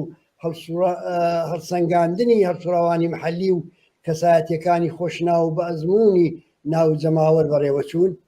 ئەمانە هەموویان پێکەوە و لە سەروی هەمووشیانەوە کەش و هەوای شۆڕژێرانی ئەمڕۆیان بۆ مانگرتنی گشتی خۆڵقاند. لەمە بە دواش ئەوەی کە گرینگە ئەوەیە کە هەرچی دەیکەین و هەرچی پێویستە بیکەین لێبڕاوتر و ئاگاهانەتر بێت و بیر لێکراوەتر بێت. هەرچی لە ئاسی هەموو کوردستان و چ لە ئاسی ئەم شار و ئەو شار و ئەو گەڕک و ئەو گەڕکدا دەیکەین دەبێت مۆرکی ئاگاهانەبوون و بیر لێکراوبوونی پێوە دیار بێت. کۆمەڵا بە دەرسوەرگرتن لە ئەزمموی دەوڵەمەندی بزوتنەوەی شۆڕژگەرانی خەڵکی کوردستان هەوڵی داوە و هەوڵ دەدات کۆناغەکانی خەبات بەرەو سەرکەوتن بە کەمترین زیانی گیانی بەرەو پێش بەرێت. جارێکی دیکە پیرۆزبایی سەرکەوتنی وەڵامدانەوەی جەماوەری خەڵکی کوردستان بە بانگەوازی کۆمەڵە و لایەنە سیاسەکان دیکەی کوردستان و ئێران بۆ مانگرتنی گشتی لە هەموو خەڵکی کوردستان دەکەم. دەستخۆشی دەکەم لە هەموو ئەو هاوڕێیانەی کە بە تایبەت لە ناوەوەی وڵات فیداکارانە و ماندووی نەناسانە بۆ بەسەرکەوتن گەیاندنی ئەو مانگرتنە شکۆدارە سیاسیە هەوڵیاندا. داوامان ئەوەیە کە لە سەعاتەکان و ڕۆژانی داهاتووش و لە قۆناغەکانی ئەو جۆراوجۆری ئەو سەرهەڵدانەدا چالاکانە وە وشیارانە و ئاگاهانە دەور بنوێنن. سەرکەوتوو بێت بزوتنەوەی شۆڕژگەرانەی خەڵکی کوردستان پتەوتر بێت پەیوەندی جەماوەری خۆراگری خەڵکی کوردستان لەگەڵ جەماوەری هاوچارە نووس لە هەموو ئێران. زۆر سپاس هاوڕێ براهیمی عەلیزادەی خۆشەویست، زۆر سپاس بۆ پەیامە جوانەکەت، سپاس بۆ بەشداری لە بەرنامەی ڕاستەوخۆ. سپاس بۆ ئێوەش. ماندوو نەبن، بەڵێ من لەو فرسەتدا حەزەکەم کە چەند کەلیمەیەک ڕوو لە کۆمەڵانی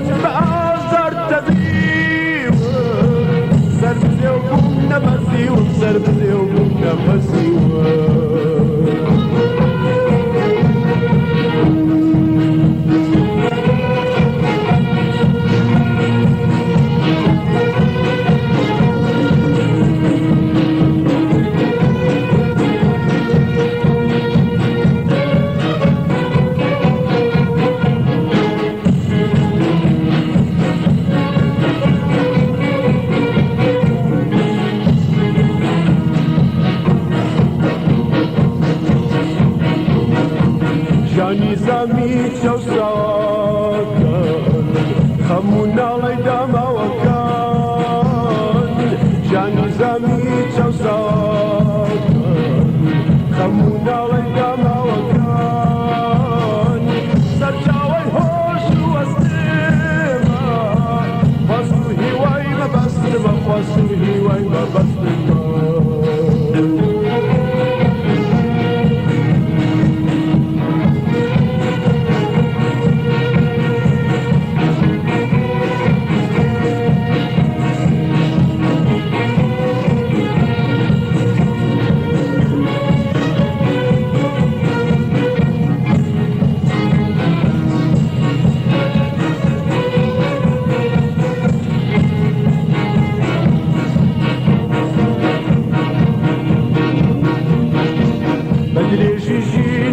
آمادم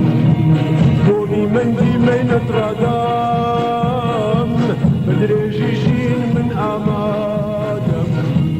بۆمی مەنگی مەینەت ڕادام منە ئەمەوێ بەبەتایە بۆ شەویستی مرۆڤ بەرم بۆ گستوکی ئەم دنیایە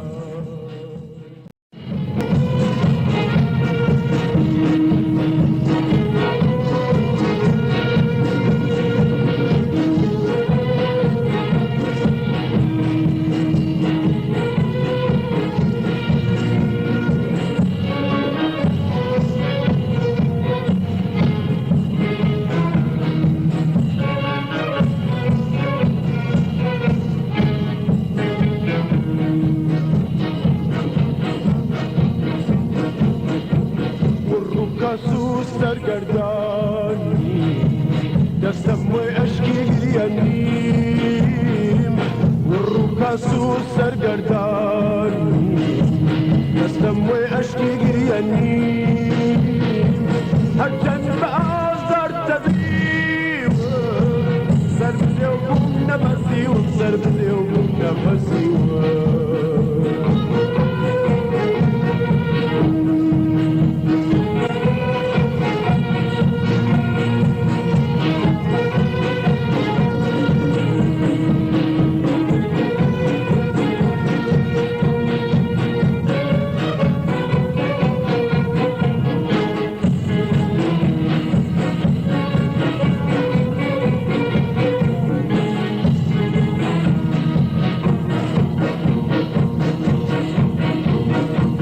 ژانی زەمی چەوساکەن